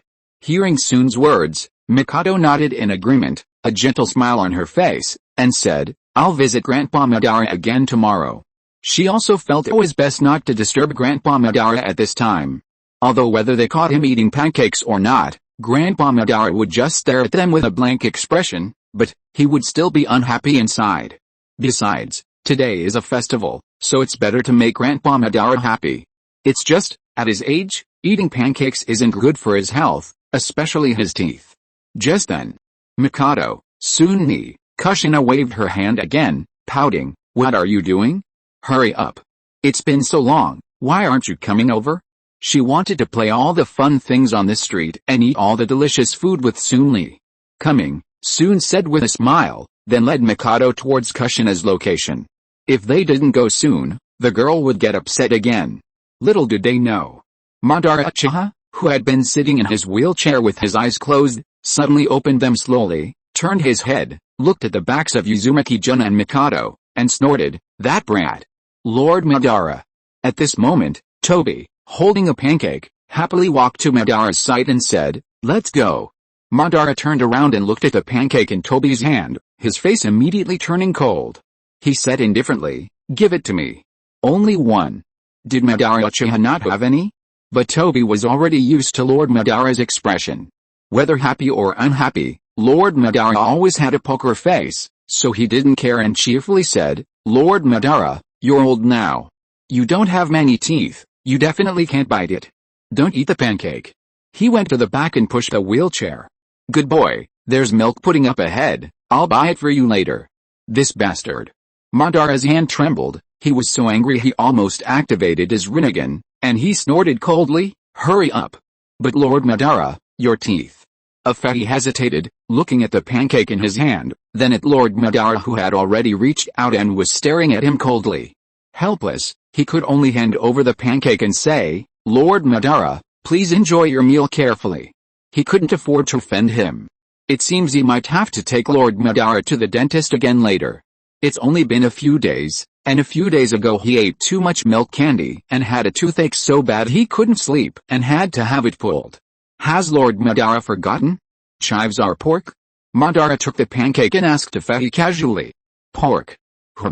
Hearing Afehi's words, Madara nodded in satisfaction, and then, he didn't eat it immediately, but carefully put it in his pocket and patted it. Looking up at the night sky of the land of whirlpools, he murmured, "I wonder how many more meals I'll have left. Please show me your valid identification." Uchiha Fugaku looked at the two little girls in front of him and said calmly, "We received a report that you suspect you have ulterior motives in the land of whirlpools." He had just heard some civilians from the land of whirlpools come to him, saying they overheard 3 kids talking about a mission and reconnaissance, and suspected them of being spies, so he followed them to investigate. The result? Konoha headband. What a small world. But as an excellent inspector of the land of whirlpools, he wouldn't stoop to seeking revenge on these kids who had just graduated from the Ninja Academy. His enemies, the Hokage, Denzo. However, if you want him to treat these kids well, don't even dream about it. "Hurry up," he said impatiently. "Valid identification?" Shizune and Rin exchanged a glance, thinking they had been discovered. They had originally planned to find Kakashi, but now it seemed best not to involve him. They cautiously and warily looked at the police force from the land of whirlpools in front of them, their hearts filled with tension, but they still calmly asked, "What valid identification?" "Entry permit to the land of whirlpools." Fugaku Uchiha frowned and said coldly, "I hope you will cooperate honestly." "Oh, okay." Hearing Fugaku Uchiha's words, Shizune quickly took out a certificate she had received when entering the land of whirlpools and said, "Is this what you mean?" Although they didn't know why they needed such a thing to come to the land of whirlpools, they still got it done. Looking at the entry permit, Fugaku Uchiha's eyebrows relaxed slightly, and he nodded calmly, taking it and saying, "I hope you won't cause trouble in the land of whirlpools. If I find out, I'll arrest you all." He then glanced at the seals on their bodies. No matter who they were, any outside ninja entering the land of whirlpools had to undergo chakra sealing. After seeing that the seals were fine, and that white-haired brat from earlier, he returned the permit, saying calmly, "If..." Before he could finish speaking. Beep beep. The police officer's walkie-talkie suddenly rang. "Captain Fugaku, that white-haired brat is refusing to cooperate." Obito's anxious voice came through the walkie-talkie. "What should we do?" "Useless." Fugaku interrupted him immediately.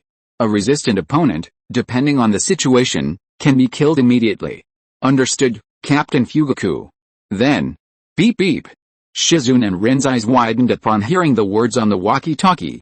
Although they didn't know what the black cube was, they clearly heard the 2 words. Kill.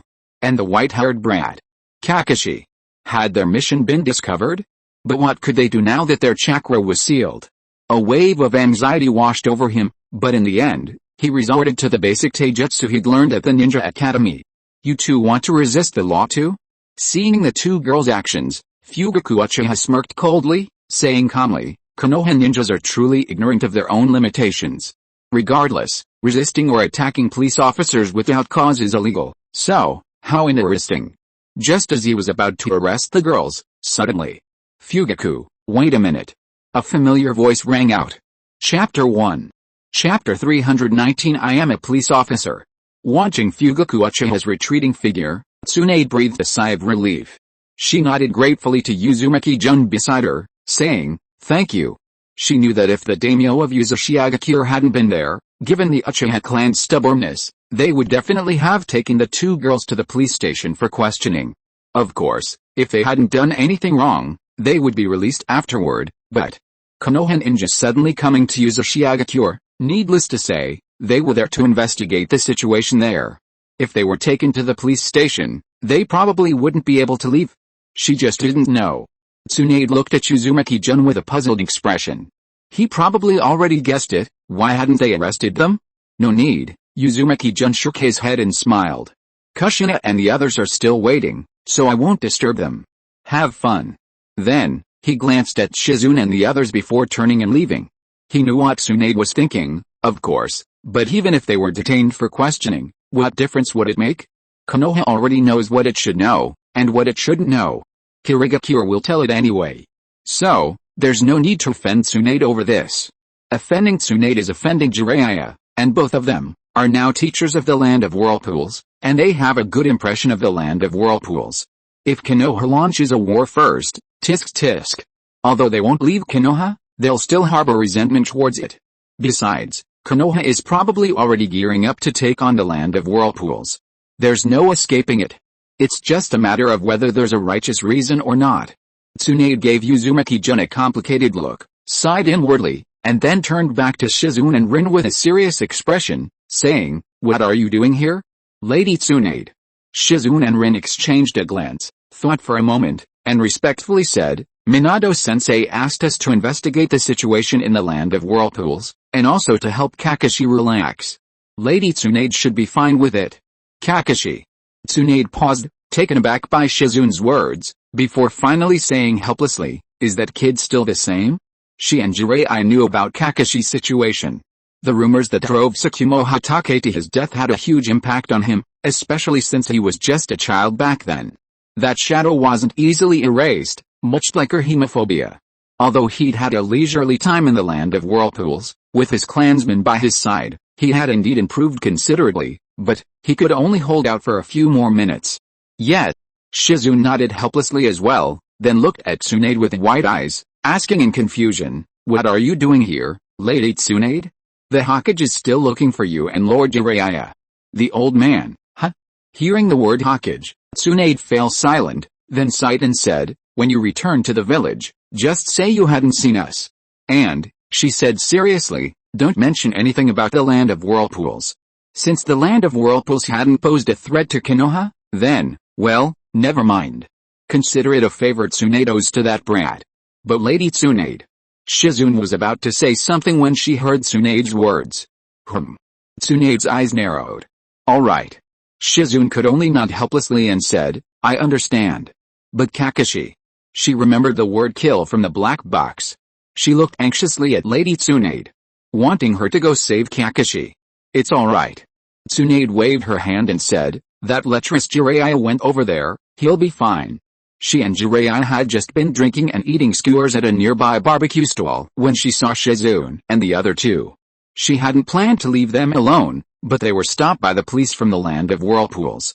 To prevent any accidents, she had no choice but to show up. What a headache. They were just enjoying their drinks, and now they had to deal with this. Oh well, she'd just have Jiraiya pay the bill later. Looking at Shizune before her, Tsunade stroked her chin, a slight smile playing on her lips. Suddenly remembering something, she said, "Let's go, forget about Kakashi. Let's go explore. Today is the festival in the Land of Whirlpools, you two can just enjoy yourselves here. As for the mission, never mind." Then, she put her arms around the two girls' necks and walked forward. Shizune and Rin exchanged a glance, and finally sighed, nodding helplessly. Since Kakashi was alright, then they would listen to Lady Tsunade. But, how were they going to explain this to Minato-sensei when they got back? Damn it. Obito dodged while forming hand seals, intending to use ninjutsu. Anyway, the white-haired boy in front of him had already had his chakra sealed, so he wasn't afraid. But, taijutsu was his weakness. And this person's taijutsu was definitely among the best in the academy. As Obito patted his scabbard, preparing to use kunai to create distance, his expression froze. He had forgotten to bring them again. But then, Kakashi's short sword swung again, a blindingly sharp blade flashing in the lamplight, slashing towards him. Seeing this, Obito was startled and tried to block, but without Kune, he could only raise his hands. Thump. Suddenly, a large figure appeared between them, his right hand forming an eagle claw, gripping Kakashi's short sword. Turning to look at Obito, a smile played on his lips, he said, "Uchiha brat, your taijutsu isn't good." Lord Jiraiya. Kakashi, who had been about to jump back and use his ninja sword upon seeing the newcomer, immediately stopped and said, "What's Jiraiya-sensei doing here?" His mind was filled with doubt. "Kakashi, ye brat from the Uzumaki Clan." Jiraiya looked at Kakashi approvingly and said, "Sakuma will be pleased to see your swordsmanship." Eh? Kakashi opened his mouth, wanting to say something, but in the end, he didn't. As for the Uchiha clan, he had already heard about them when he came to the land of whirlpools, and he was a little surprised. Wasn't the Uchiha clan wiped out long ago? How come they're in the land of whirlpools? He was just about to investigate and report back to the Hokage when he didn't expect to be discovered. But Obito. Uncle Jiraiya. Obito looked at Jiraiya unhappily and said, "You're obstructing the law." He already knew who this white-haired, lecherous old man was, a teacher at the Whirlpools Academy. "Uncle." Jiraiya looked at Obito speechlessly and said helplessly, "Don't think nonsense, I saved your life." He had indeed obstructed the law. "Tch." Obito said disdainfully, "Even if you hadn't appeared, I wouldn't have been in any trouble. He's just a ninja who knows swordsmanship. He, Uchiha genius Obito, can take on 10 of them." "All right." Jiraiya patted Obito on the shoulder and said, "This is all legal." He pointed upwards, indicating he had connections. Obito looked at Jiraiya speechlessly. Of course, he knew Jiraiya was close to the daimyo of Uzumaki, but it was his duty. He wouldn't give up without orders. "Sorry." Obito shook his head with a resolute look in his eyes and said, "I'm a police officer." "You." Jiraiya was both amused and exasperated by Obito's expression. "Fine, you stay here and watch. I'll make a call to the Uzumaki, the daimyo of Uzumaki later." Are all Uchiha brats this stubborn? He already said he had connections. But right now, he should deal with Kakashi first. Turning his head, Jiraiya looked at Kakashi, who was calmly waiting for his explanation, and nodded approvingly. Truly worthy of being Sakuma Hatake's son. A genius. Perhaps he felt he was letting down the land of whirlpools, but he was still a Konoha ninja, and he couldn't remain indifferent to the capture of a Konoha junior. So now, he could only resort to verbal attacks to see if he could cover it up. Otherwise, war would break out again. Chapter 2, that's all. Why haven't there been any chapter reviews or comments lately? Playing single-player games is so boring. Chapter 320 Chakra Energy. Early morning. Hiruko stretched, gazing quietly at the bustling streets outside the window, muttering, "Is it already 7 o'clock?" He had unknowingly spent over 2 years in the land of whirlpools. April. The spring drizzle had slowly disappeared, and the land of whirlpools was about to enter summer, so it wouldn't be too hot during this time, and the warm spring breeze could still be felt. Watching the commoners outside, their faces beaming as they went to work, Hiruko couldn't help but smile as well, murmuring, "This place. More peaceful than Konoha." In over 2 years, he had grown accustomed to life in the land of whirlpools. After a quick wash, he touched his smooth silver hair. Hiruko sighed helplessly, saying, "It's gotten a bit long again." He'd take advantage of the free time today to get a haircut. He didn't know when it started, but he rarely cared about his appearance anymore. If he hadn't been paying attention, he probably wouldn't have gone for a haircut today. He left his room, locking the door behind him. The land of whirlpools hadn't restricted his movements for a long time. Perhaps even he himself never imagined he would stay in one country so quietly for so long. This villa in front of him was allocated to him by the academy, so he no longer lived in the surveillance dormitory of the land of whirlpools. "Good morning." As Hiruko walked out, a middle-aged man with red hair also came out of the villa next door and greeted him. "Good morning." Hiruko smiled back and said, "Is Dean Chiro also off today?" He'd heard that Chiro, like himself, came from an outside ninja village, not a native of the land of whirlpools, had an eldest son who is now a platoon leader in the mechanical unit, and a beautiful wife who was the head of the grade at the land of whirlpools academy. Their family would be welcoming a new member soon. So, there would be 4 people then. Yes. Chiro nodded helplessly, saying, Hiko wanted tofu pudding this morning, so I have to go out and buy it for her now. He'd been planning to sleep in until noon on his rare day off, but pregnant women are a different story. If they were in Tsunagakure, his mother could help out, but in the land of whirlpools, only he and Sasori could keep Hiko company. However, Sasori rarely came home because of his military training, so in the end, only he could keep Hiko company. Chira looked at Haruko and asked, "What about you? Why are you up so early too?" "I'm planning to go out for breakfast and get a haircut." Haruko thought for a moment and said, "I guess I'll have to eat out for lunch and dinner too. There's no canteen for him at home." Looking at Chira's happy smile, a thought suddenly popped into his mind. Maybe he should find someone to keep him company. Every night, someone would prepare dinner for him after work, and on weekends, they could hold hands and go shopping together. If there was a child, he wondered if he would be as talented as him. Sigh. Haruko shook his head, a helpless smile on his face, and muttered, "What am I thinking?" Sure enough, after being single for so many years, he was starting to feel lonely. After all, he wasn't Jiraiya, who could pass through countless flowers without a single petal clinging to him. Who knew when he and Tsunade would finally be together? But it was probably impossible. Otherwise, given Jiraiya's sycophantic nature, he would have succeeded long ago, instead of getting beaten black and blue every time. Haruko smiled, wondering when he stopped thinking about surpassing Jiraiya and the others, and even his demon sprout technique hadn't been studied in a long time. Perhaps, he had already found his own value? How childish. Haruko shook his head, a nostalgic smile playing on his lips, recalling his past self. He murmured, "If I hadn't come to the land of whirlpools, I probably would never have understood this." "Then let's go together," Chira said, looking at Haruko. "I'm going to get breakfast anyway, so I'll bring it back quickly. Otherwise, Hiko would definitely be angry." Pregnant women are often very temperamental, but she wasn't like this when she gave birth to Sasori. When exactly did she change? Chiro shook his head helplessly, a slight smile playing on his lips, and murmured, "But this. It's all right too." He could sense that Hiko hadn't changed. She was just no longer a ninja, but a wife and a mother. That's why she was being a little temperamental during her pregnancy. He guessed she found it amusing. After all, since Hiko married him, she had always accompanied him on missions as a ninja. He felt he owed her something. So Chiro let her be. Besides, this feeling wasn't bad either. If he had really died back then, he and Hiko probably wouldn't have felt this way now. It was peaceful, yet it had the warmth of home.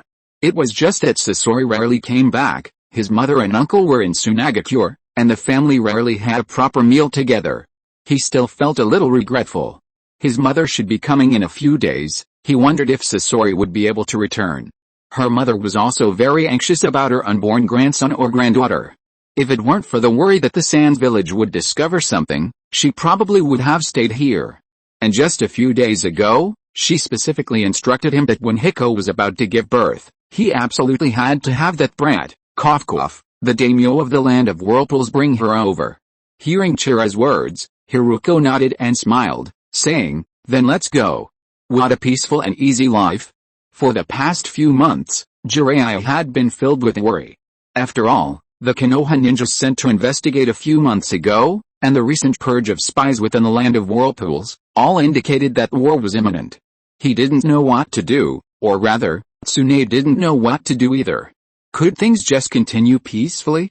Why did war have to happen? Looking at the civilians of the land of whirlpools, they still greeted their work with smiles and enthusiasm, unaware that war was coming.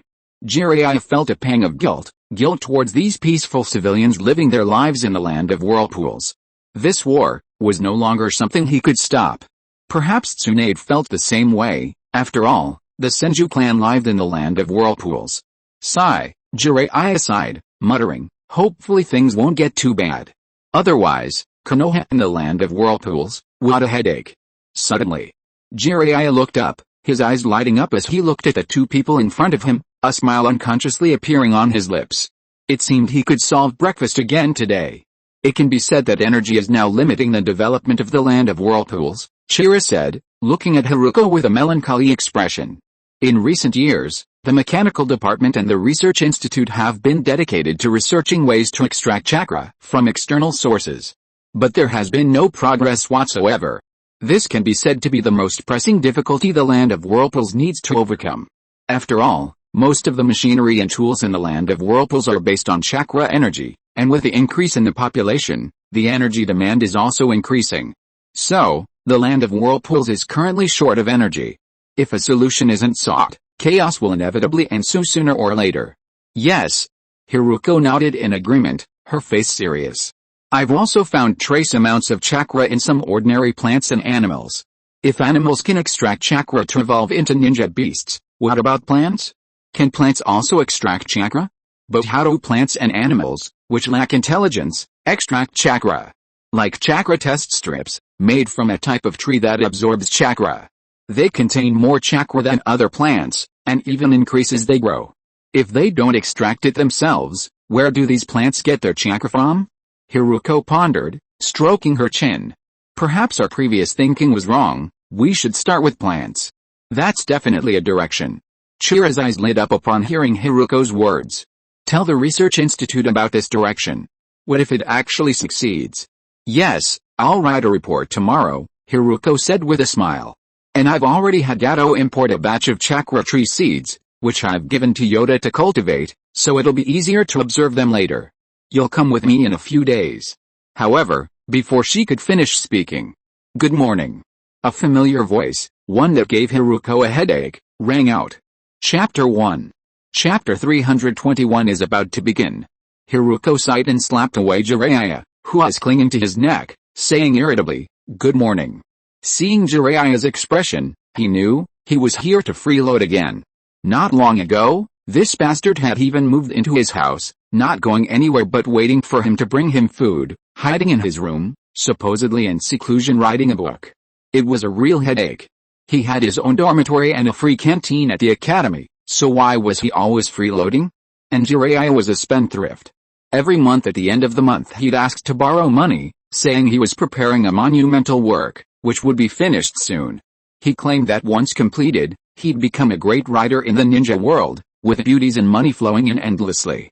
He said he didn't have money for food right now, and all he needed was 100,000 taels of silver to fill his stomach, promising to repay 100-fold after he became famous. But he was still a nobody. Anyway, so many months had passed, and he hadn't seen Jiraiya write a single word. You don't have class today. Haruko looked at Jiraiya and said helplessly, running around everywhere, aren't you afraid your dean will see you? I'm not running around, Jiraiya said nonchalantly, today is my day off, it's legal. He was planning to go to the textile factory gate to collect materials today, you know there's a lot there. Tisk tisk. No, I have to finish breakfast quickly. Let's go. Hearing Jiraiya's words, Haruko knew he couldn't avoid it today. He'd probably have to go to Jiraiya's house tonight to drink and talk about his dream of becoming a writer, and incidentally, get some money from him. Sigh. I should have known better than to take a day off today. Jiraiya patted Haruko's shoulder with satisfaction and said, truly a good friend. When he saw Haruko, he didn't know that Haruko had already come to the Land of Whirlpools. You know, the old man even sent him a wanted poster. He was originally planning to take him away, but in the end, he didn't do anything. Since that brat took in Haruko, why should he care so much? Besides, he's avoiding the old man. It's best not to show up unless absolutely necessary, otherwise the old man might want him to do something again. Boss, 1 bowl of sweet and 1 bowl of spicy, Haruko said as he entered the tofu pudding shop, and a side of pickled vegetables and braised duck neck. The sweet one was for him, the spicy one for Jiraiya. After so many days, he already knew Jiraiya's tastes. 1 bowl of sweet, Chira said with a smile, and 1 savory one to go, and 5 duck feet to go too, no spicy. Alright, Dean Haruko, please wait inside for a moment, the waiter said with a smile, looking at Haruko and his companion, it'll be ready soon. Meanwhile, the diners around, hearing the voices, looked at Haruko with reverence. They had already recognized him, the silver-haired, somewhat cute, and slightly short man was the current biology professor and dean of the biology department. Dean Haruko. He had won the highest biology award in the Land of Whirlpools, as well as numerous other major awards, including the Genetics Award. He frequently appeared in the newspapers and magazines of the Land of Whirlpools. Everyone was already familiar with him. Unbelievable! Jiraiya exclaimed, observing the expressions around him. The bottom of the class student from back then has become the headmaster. And he was still just a teacher. It was heartbreaking to think about. Hearing Jiraiya's words, Haruko retorted irritably, "Back then, you were the bottom of the class student." He was ranked ahead of Jiraiya, second to last. How? Jiraiya chuckled awkwardly. I forgot. It was true. If he hadn't been taken in as a disciple by the old man and encountered Mount Maiboku, he'd probably still be scavenging for talent at the academy. Haruko rolled his eyes. I haven't forgotten. Perhaps he used to resent being called a bottom of the class student, but now, he didn't care anymore. Because he was a genius too, just not a ninja genius. Recently, the Uzuki Country-affiliated academy was officially renamed the Uzuki Country Experimental School and began to be divided into a Science and Engineering College, a Biology College, and a Ninja College. There's no specialization in the foundational stage, most courses are compulsory. Specialization begins in the third year to facilitate job choices after graduation. I've heard the program might be extended in the future. Anyway, I don't know yet. He's the dean of the School of Biology, and Kyango is the dean of the School of Science and Engineering in front of me. He has made significant achievements in the field of science and technology and could have received many honors, but for some reason, he declined. Therefore, his fame isn't as high as mine. Indeed, my self-cultivation is still lacking. Every time I receive an award and am watched by so many people, I feel incredibly excited and enjoy it. Perhaps in a few years I can settle down and focus on research. He is still young. At this moment, everything is served. The waiter brought over the trays, smiling, and said, "Please enjoy. Eat." Haruko handed over the spicy tofu pudding, saying irritably, "I'll come find you for lunch." He knew, after seeing Jiraiya, he couldn't escape today. Besides, eating alone is indeed a bit boring. Having Jiraiya with him made him very happy. Hearing Haruko's words, Jiraiya patted him on the shoulder and said with satisfaction, "No wonder you ranked ahead of me." He gave a thumbs up. "Then I'll wait for you at the research site." Haruko rolled his eyes, ignoring Jiraiya, and lowered his head to eat his tofu pudding. This Jiraiya is still the same as before. What an idiot. After I finish eating, I'll get a haircut, and then go check on Yoda's chakra plant cultivation. I'll go find Jiraiya again at noon. Uzumaki yawned, looking at the intelligence in his hand. It was time for the transition phase. The system that was originally suitable for the early stages of the Red Axis in the Land of Whirlpools was no longer suitable for the present. For example, the Public Security Bureau of the Land of Whirlpools was short-staffed again, but continuing to recruit public officials like this was not appropriate.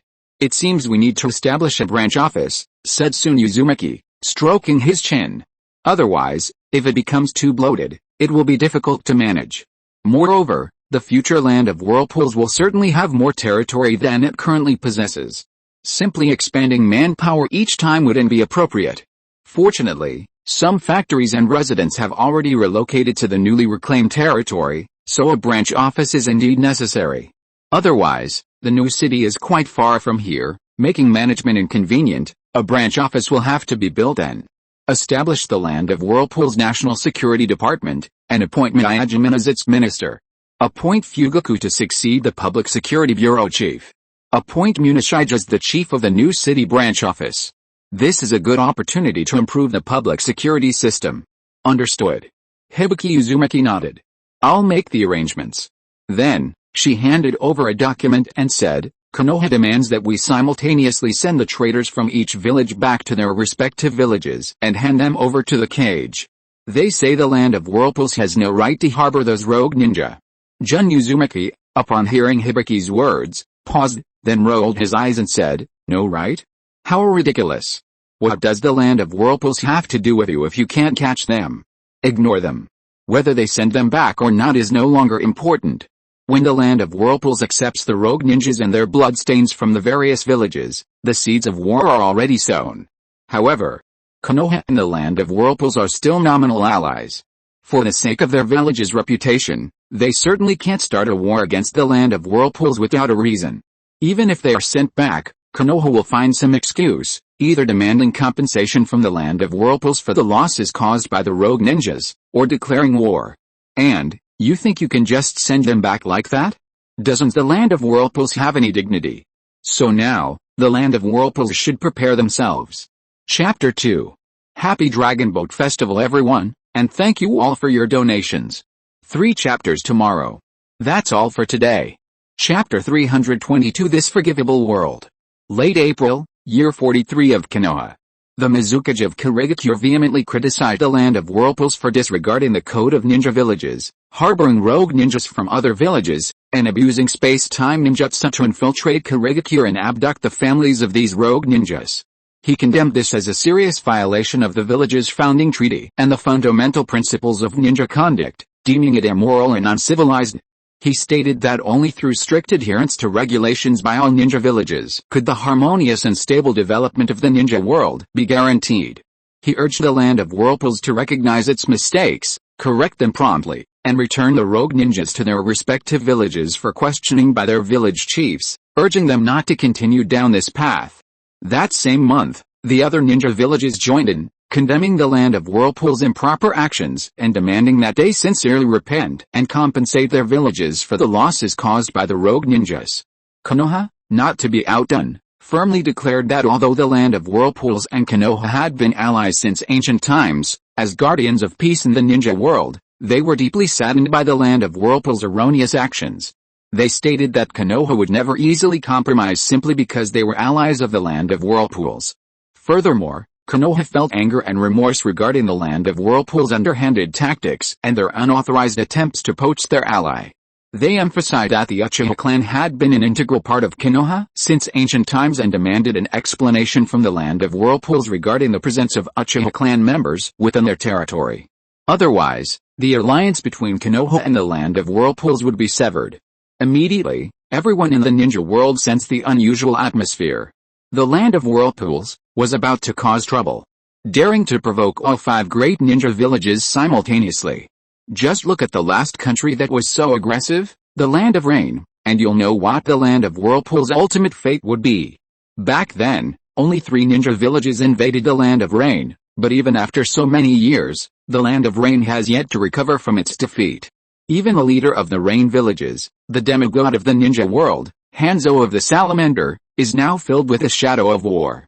After all, the previous war had depleted the country's resources, leaving the Land of Rain in a state of utter desolation. Hunger and cold, coupled with a prolonged rainy season, have caused widespread illness among the citizens. Everywhere are emaciated homeless beggars. They see no future, numb, lost, unsure of what to do with their lives. They have no choice but to wait for death in this hellish world. Meanwhile, Hanzo of the Salamander has begun to seal off the country's borders, refusing entry to outsiders and forbidding its citizens from leaving. Some who escaped say that Hanzo of the Salamander is no longer the brave and righteous guardian of the Land of Rain who once brought hope. He has begun to suppress domestic talents, is indiscriminate in his judgment, and is suspicious by nature. It is said that many young talents have died at Hanzo's hands. The Land of Rain has no future. Hanzo of the Salamander is now universally reviled in the ninja world. Therefore, considering the Land of Rain's fate, no one has any hope for the Land of Whirlpools. A mere island nation, smaller in area and population than the Land of Rain, what makes them think they can win? Just the daimyo of Whirlpools, once considered the youngest kage? Don't be ridiculous. The 5 great ninja villages are teeming with talent. How can a single kage possibly protect the Land of Whirlpools? Even the younger brother of the god of shinobi, the expert in forbidden techniques of Konoha, wouldn't dare be so confident. Ask the strongest Hokage now, and see if he dares to be so audacious. Everyone sighed inwardly. The Land of Whirlpools is doomed sooner or later, the Land of Whirlpools. Uzumaki-jun looked at today's newspaper with relish, inwardly marveling, truly worthy of being one of the 5 great ninja villages. Their skin is too thick. You know, the Land of Whirlpools doesn't even have any ninja villages. What ninja village rules do they have to follow? Besides, that rule is a joke. Over the years, countless ninja have defected, yet you don't condemn every single one who runs off to a different country. Uzumaki-jun shook his head, put down his newspaper, and looked at the high-ranking officials of the Land of Whirlpools before him. Do you have anything to say? A war mobilization meeting was necessary. Is it unavoidable? The clan head sighed, looking at the intelligence report in his hand. You must understand, These are the 5 great ninja villages. Just in terms of the number of Jinan, the land of whirlpools couldn't compare. Not to mention other factors. If war breaks out, even if the land of whirlpools wins, the losses will be devastating. It's unavoidable. Uzumaki-jun sighed. Do you really think this war is solely because the land of whirlpools accepted defectors? That's only one aspect. On the other hand, the land of whirlpools is incredibly wealthy now. Uzumaki soon pointed helplessly to the location on the ninja world map and said, with just this small territory, the land of whirlpools now possesses wealth comparable to the 5 great ninja villages. It even surpasses some of the great ninja villages. According to news from Gato, the major ninja villages and nations are now suppressing the land of whirlpools trade, increasing various taxes, and even confiscating its goods without cause. Uzumaki soon sighed. Wealth is a powerful motivator. Because of the land of whirlpool's vigorous development of technology in recent years, its goods are of high quality and low price, making them very competitive in other countries, almost squeezing out their domestic products. It's estimated that the 5 great ninja villages are waiting to destroy the land of whirlpools and then divide up its wealth and technology. Even some small countries and small ninja villages are waiting for a share. Moreover, the current system in the land of whirlpools is different from that of other countries. It not only harms the interests of the nobles, but also threatens the ruling position of the ninjas. So, the 5 great ninja villages, the 5 great nations, and even the entire ninja world are watching the land of whirlpools.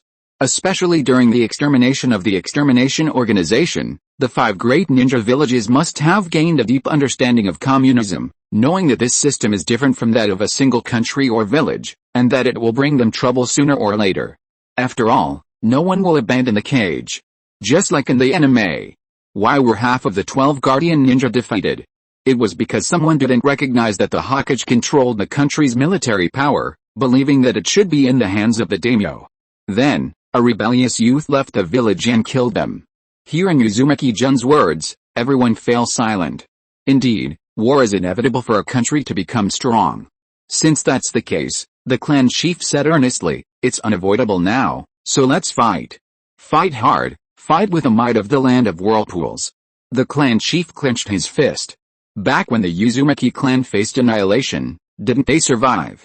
Our land of whirlpools fears no war. Especially now, the land of whirlpools is far stronger than before, it's just, the 5 great ninja villages are a bit too many.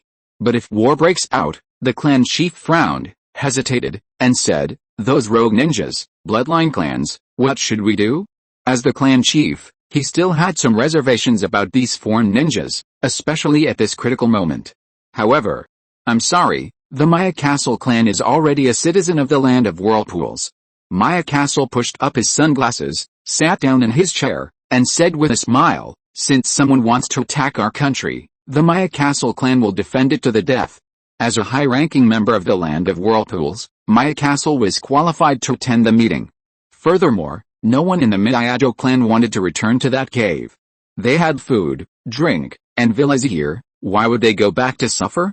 Sorry, the Miyajo clan had no affection for the land of lightning. HMPH. Fugaku Uchiha gave a cold snort and said, the Uchiha clan will obey orders. If anyone disobeys, as the clan head, I will deal with them personally. Konoha, their loyal followers had all died in that battle. And the Shinra clan. The Shinra clan is the same. Aob Shinra nodded and smiled, whether it's supplies or ninjas, the Shinra clan will cooperate fully with the land of whirlpools arrangements. They had reached a point of no return, returning to the other ninja villages would only lead to death. Besides, they were living comfortably in the land of whirlpools, why leave? The Shinra clan was currently the wealthiest family in the land of whirlpools. Seeing the clan leaders' responses, Uzumaki soon smiled slightly. He knew the clan leaders had deliberately brought it up at this time to reassure the various clans. After all, as the daimyo of the land of whirlpools, he couldn't be the one to bring up such matters. As for why the Senju clan leader wasn't here, he was still out there doing manual labor. How could he possibly be attending a high-level meeting? Moreover, since the Senju clan joined the land of whirlpools, the Senju clan leader seemed to have intentionally avoided the political center, although some new clan members had joined the army. For example, Mashinju, now he'd even risen to the rank of squad leader in the land of Whirlpool's second army. But these were all from the younger generation. Since they're now citizens of the land of whirlpools, we should trust them. Uzumaki soon smiled and nodded, seeing that all the clan leaders except the Senju had expressed their support. Although there might be some loyal ninjas among the rogue ninjas outside who couldn't bear to go to war with their former village, now they had joined the land of whirlpools. If you can't even lift a kunai in the face of the enemy, why should the land of whirlpools protect you? He didn't force these people to join the army and fight, but if the enemy invaded their land and they still didn't fight and just watched from the sidelines, that would be unreasonable. Of course. It's voluntary, Uzumaki-jun sighed. We can't stop anyone from defending their homeland, nor can we force anyone to defend their homeland. Especially now, what if they betrayed them after being forced to go to the battlefield? Although he had great faith in the Uchiha, Shinra, and Miyagi clans, who knew if any of the other rogue ninjas or those with bloodline limits wanted to return to their villages? This was a world where killing your entire family or even your father could be forgiven. Chapter 1. Chapter 323 Guides Humanity. The land of whirlpools ignored the condemnation from the 5 great ninja villages and the opportunistic actions of some smaller ninja villages. The country's high command began assigning tasks, preparing for the start of war. However, the tense atmosphere still affected the citizens of the land of whirlpools. Some civilians seemed to sense something was amiss, but there was no news in the morning papers, and the land of whirlpools government offered no explanation, so they continued working as usual. However, some families, with members working for the land of whirlpools government, did manage to hear some news. That was, another war was coming. The 5 great ninja villages. A bricklayer wiped his sweat, took a sip of water, and said helplessly, if you ask me, why do these ninjas love fighting so much? They're living peacefully, why fight? These ninjas are so annoying. Shut up. A fellow worker quickly pulled his partner aside and said apologetically to their captain, sorry, boss. Bayo didn't mean it, he's just a simpleton. Then, he glared fiercely at Bayo, knowing that the captain was a ninja. Did you just insult our heads too? And Lord Soon, Inspector Fugaku. Uzumaki has so many ninjas. Damn it. Bayo seemed to realize his words were inappropriate and quickly said with an embarrassed laugh, boss. I wasn't talking about our country's ninjas. I was talking about those from other countries, the 5 great ninja villages. Those ninjas are despicable. It's alright. Senju Hideaki didn't pay attention to Bayo's words, took a sip of water, and smiled. I know what you mean. But inwardly, he was filled with bitterness. As a ninja, he could certainly see the tense atmosphere in the ninja world, and the 5 great ninja villages. He wondered if Uzumaki could withstand it this time. Senju Hideaki shook his head helplessly. Although they had long since migrated to Uzumaki, Konoha was still a ninja village founded by Hashirama, and Tobirama and the clan leader had all sacrificed themselves for Konoha. He was still somewhat conflicted. This is why, when he was looking for a job, he didn't choose positions in the political center of the land of whirlpools. After all, the Senju clan is not the Uchiha clan. Although he gradually downplayed Konoha's importance to the Senju clan, his aim was to allow the Senju clan to slowly integrate into the land of whirlpools, becoming a part of it and living peacefully there. Now it seems, the effect is quite good. Many young members of the Senju clan have begun to join the land of whirlpools army or public security departments, and other politically important positions. But, now, Lady Tsunade is in the Senju clan. He doesn't know what to do. Although Lady Tsunade hasn't said anything, hasn't asked him to resign as clan leader and take over, and hasn't even interfered with the Senju clan's life in the land of whirlpools, just living off the clan, she is still Hashirama's granddaughter, the clan leader's daughter, and one of Konoha's legendary Sannin. As long as Lady Tsunade remains in the Senju clan, he doesn't dare to say to the Senju clan members, let's take on Konoha. Senju Hideaki listened to the whispers and curses of his fellow workers around him, who believed that the ninjas from the 5 great ninja villages couldn't stand seeing them, commoners, living well in the land of whirlpools. Some even picked up bricks, as if they would surely beat any ninja from the 5 great villages if they were in front of them. He sighed inwardly. Looking up at the sky above the land of whirlpools with a sense of bewilderment, he murmured, Konoha, the will of fire. Lord Hashirama, were your ideals right or wrong? Humans are truly a bunch of boring creatures, the Four Tails said calmly to Rosie's mind. War, war, always war. For so many years, it has never stopped. Why did the Sage of Six Paths spread chakra in the first place? Wasn't it to allow people to trust and cooperate with each other? But unexpectedly, it failed. It even turned chakra into a weapon of war. How laughable. You humans are far too greedy. Perhaps. Old Purple paused for a moment, then said, perhaps humans are just this greedy. The statement from the 5 great shinobi villages. Any ninja could probably see that the 5 great shinobi villages wanted to attack the Land of Whirlpools. As the captain of the Land of Whirlpools infrastructure team, a former Jinchuriki of Iwagakure who had already obtained citizenship and bought a house there, he now didn't know what to do. Originally, he left Iwagakure because of his differing political views with a third Tsuchikage. Now, he had found a world that aligned with his inner desires, but when it faced danger, he was conflicted. So I'm not as great as I thought. Old Purple sighed, muttering with a bitter smile. Should he protect this pure land, or uphold the shinobi village that raised him and nurtured him? Old Purple looked blankly at his fellow workers still at work. Was war truly the only option? I said. Just as Old Purple was struggling with his thoughts, the Four Tails spoke up again, saying helplessly, "You're just a bricklayer, why are you thinking so much? Besides, they're just a bunch of trash. Even if we kill them, so what? War. These trash who only know how to wage war, if they die, the ninja world will probably be at peace." Haha. Hearing the Four Tails words, Old Purple paused for a moment, then unconsciously laughed, saying, "You're right, I'm just a bricklayer, why should I care so much?" The Land of Whirlpools probably didn't even think of him.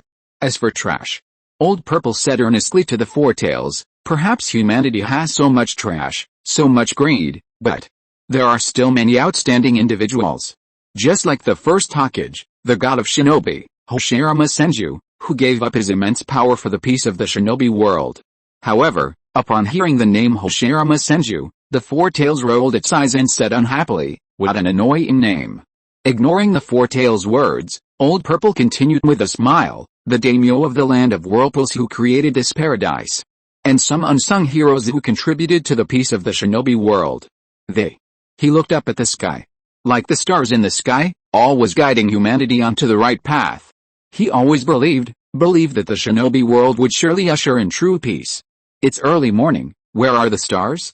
The Four Tails looked at the sky through Old Purple's gaze, then looked at Old Purple like he was an idiot, and said, "Are you out of your mind?" Old Purple's face froze. He had something on his mind that he didn't know whether to say or not. He sighed helplessly. What an annoying-tailed beast. Forget about candy tonight. Uzumaki soon wasn't paying attention to the situation back home. He had an important matter to attend to. That was, Konoha had contacted Kakuzu, requesting a meeting with him, the leader of Akatsuki. Uzumaki soon wondered why that old monkey wanted to see him at this time. If he just wanted to buy ninja tools, he could simply contact Kakuzu directly. Everyone in the ninja world knew that Akatsuki and the Land of Whirlpools were allies. Meeting at this time, Uzumaki soon suddenly sensed something unusual. A slight smile played on his lips. He would see what Konoha was up to.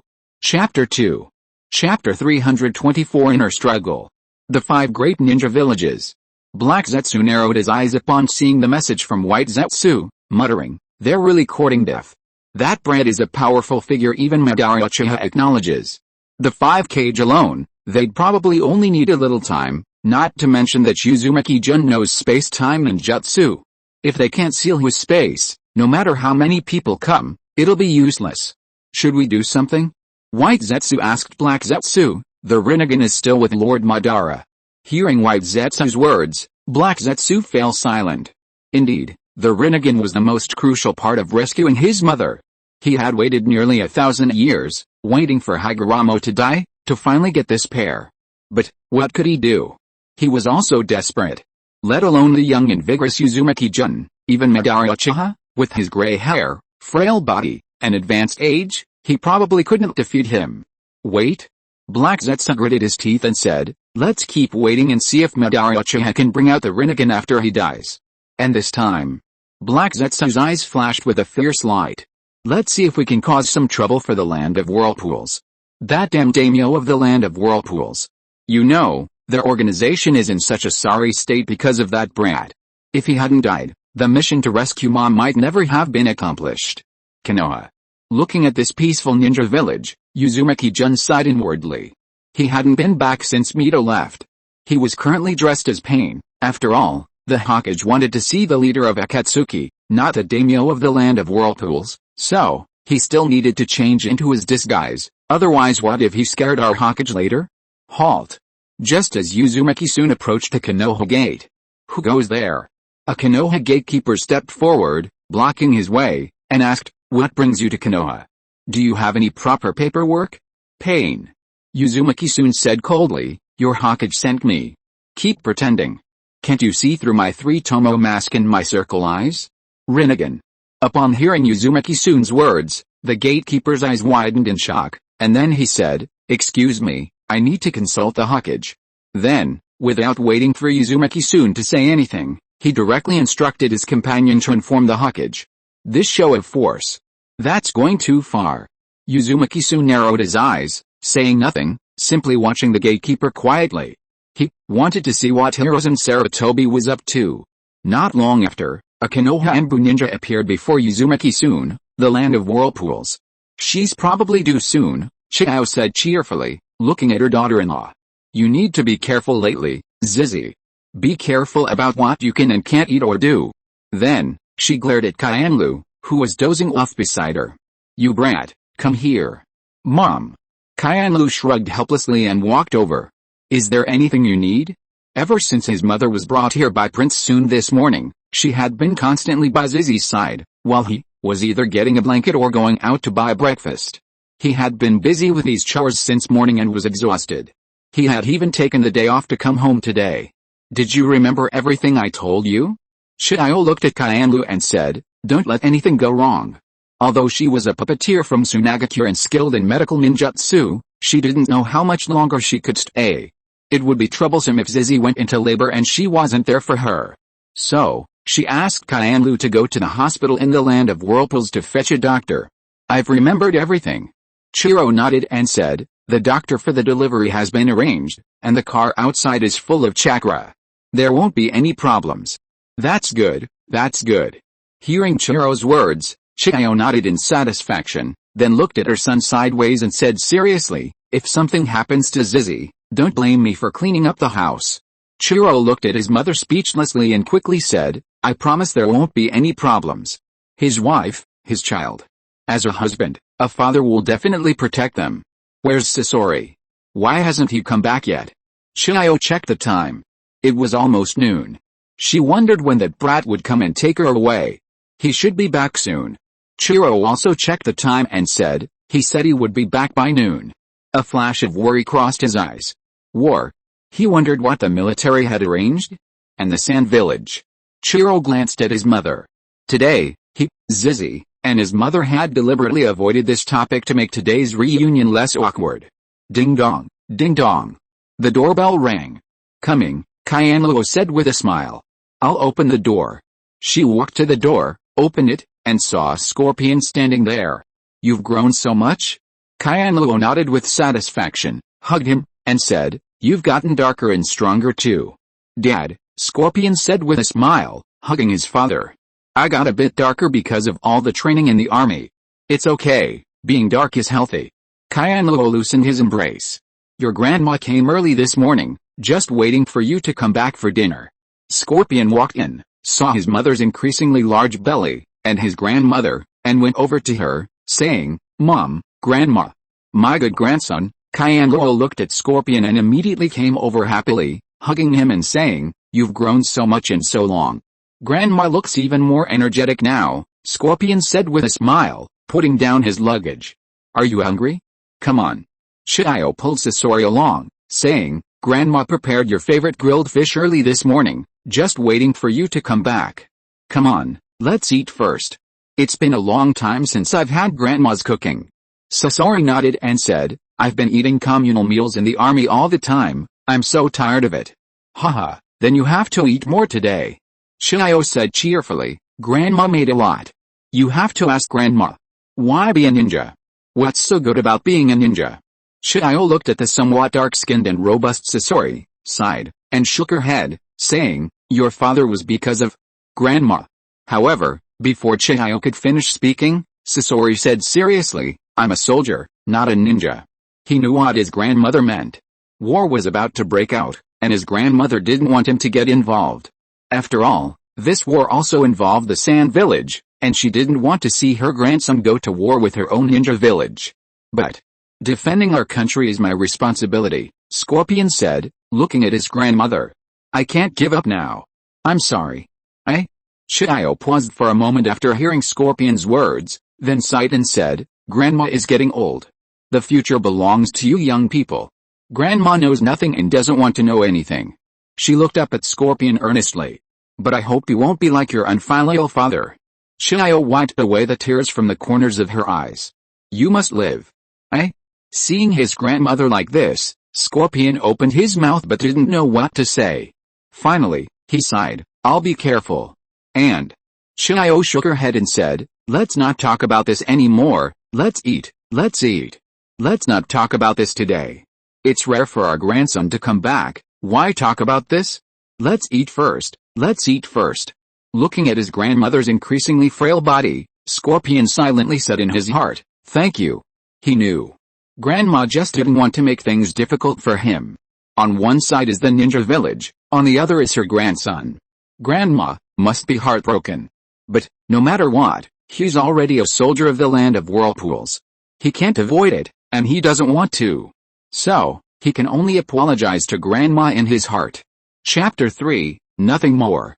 Chapter 325 Remain Neutral. Uzumaki-jun stared blankly at Hiruzen Sarutobi, wondering if the old monkey wanted something from him.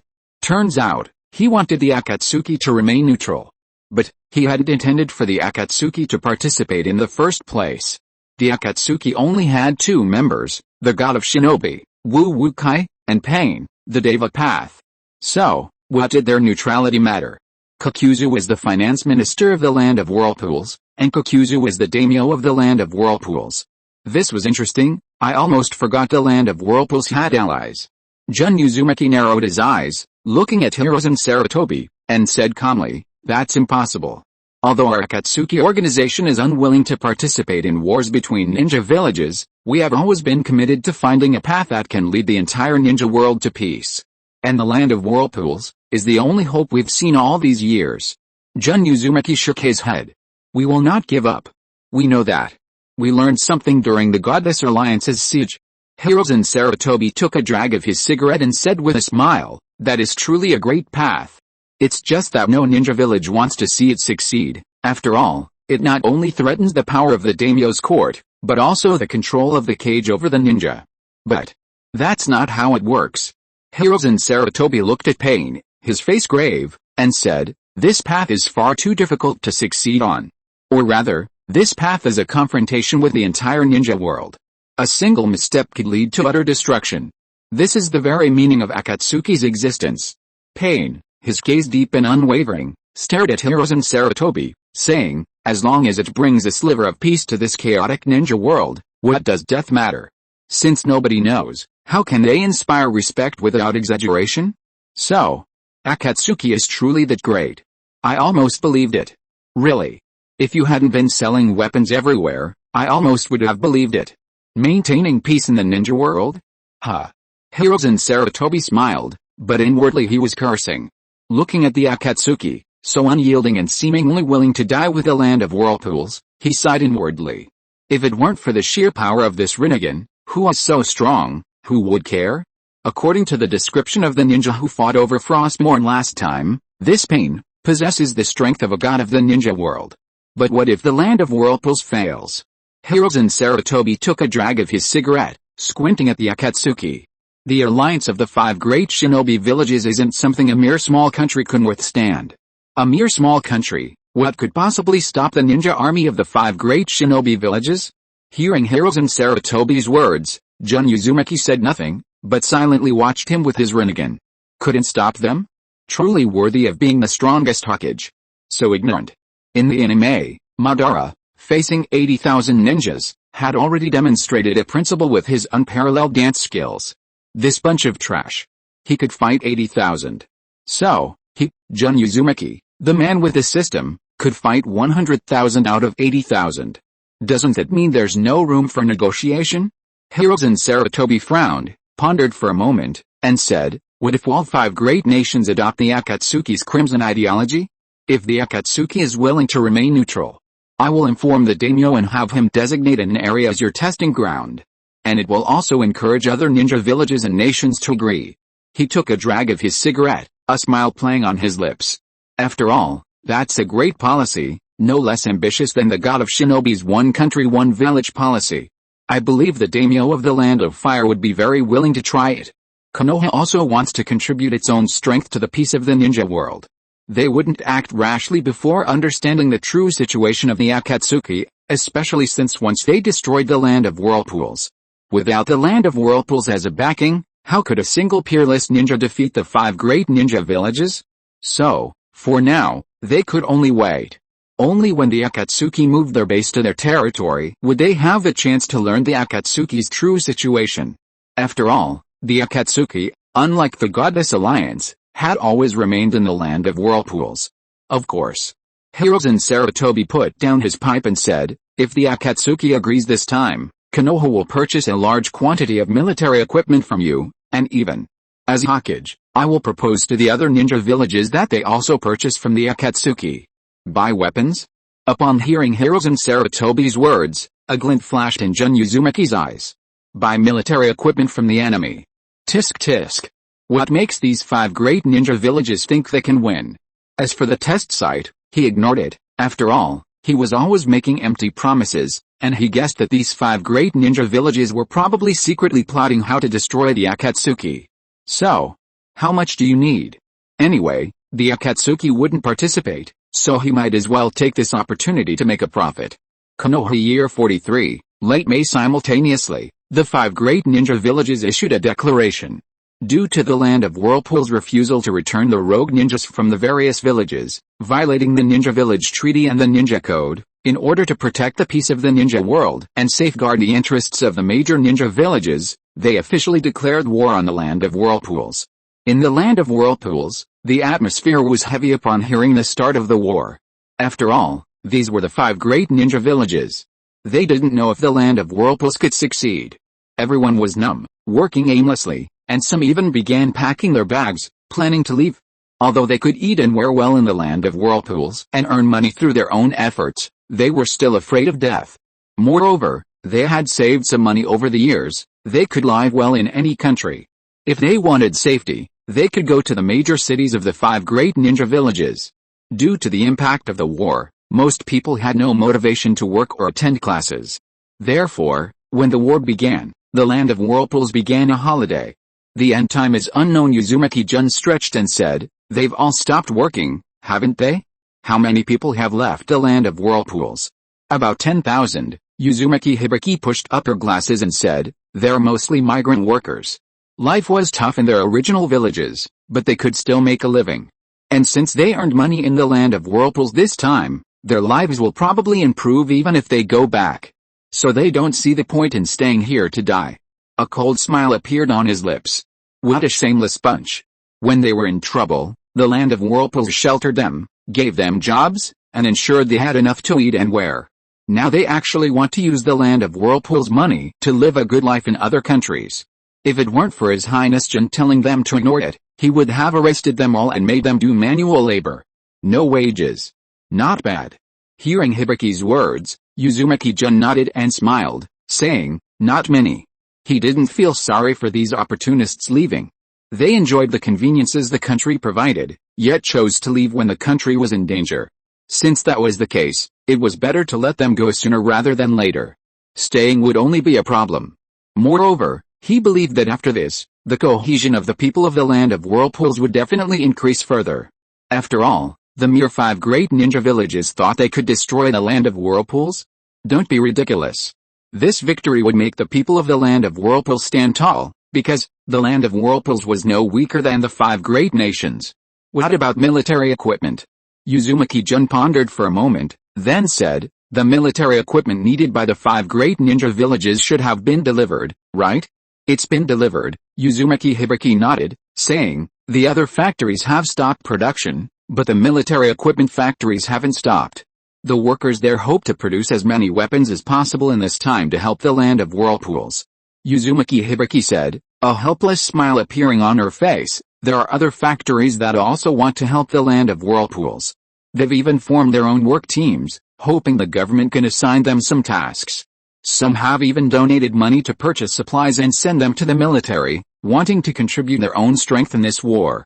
This was something that made Uzumaki Hibiki feel gratified. Most people still love the land of whirlpools. Is that so? Uzumaki-jun shook his head helplessly, a slight smile appearing on his face. We can accept the supplies, but forget about the money. That's a matter of principle. Besides, Uzumaki-jun looked confidently at Uzumaki Hibiki. The land of whirlpools will definitely win. He just wondered what the workers at the arms factory would think if they knew the blades they made were being sold to the 5 great shinobi villages. Chapter 1. End of this chapter. Thank you so much for reading until the end. Don't forget to give it a like. Looking for more exclusive content and immediate access? Subscribe to our Patreon. Remember, every like, subscription or donation encourages us to continue. Thank you all. See you in the next video.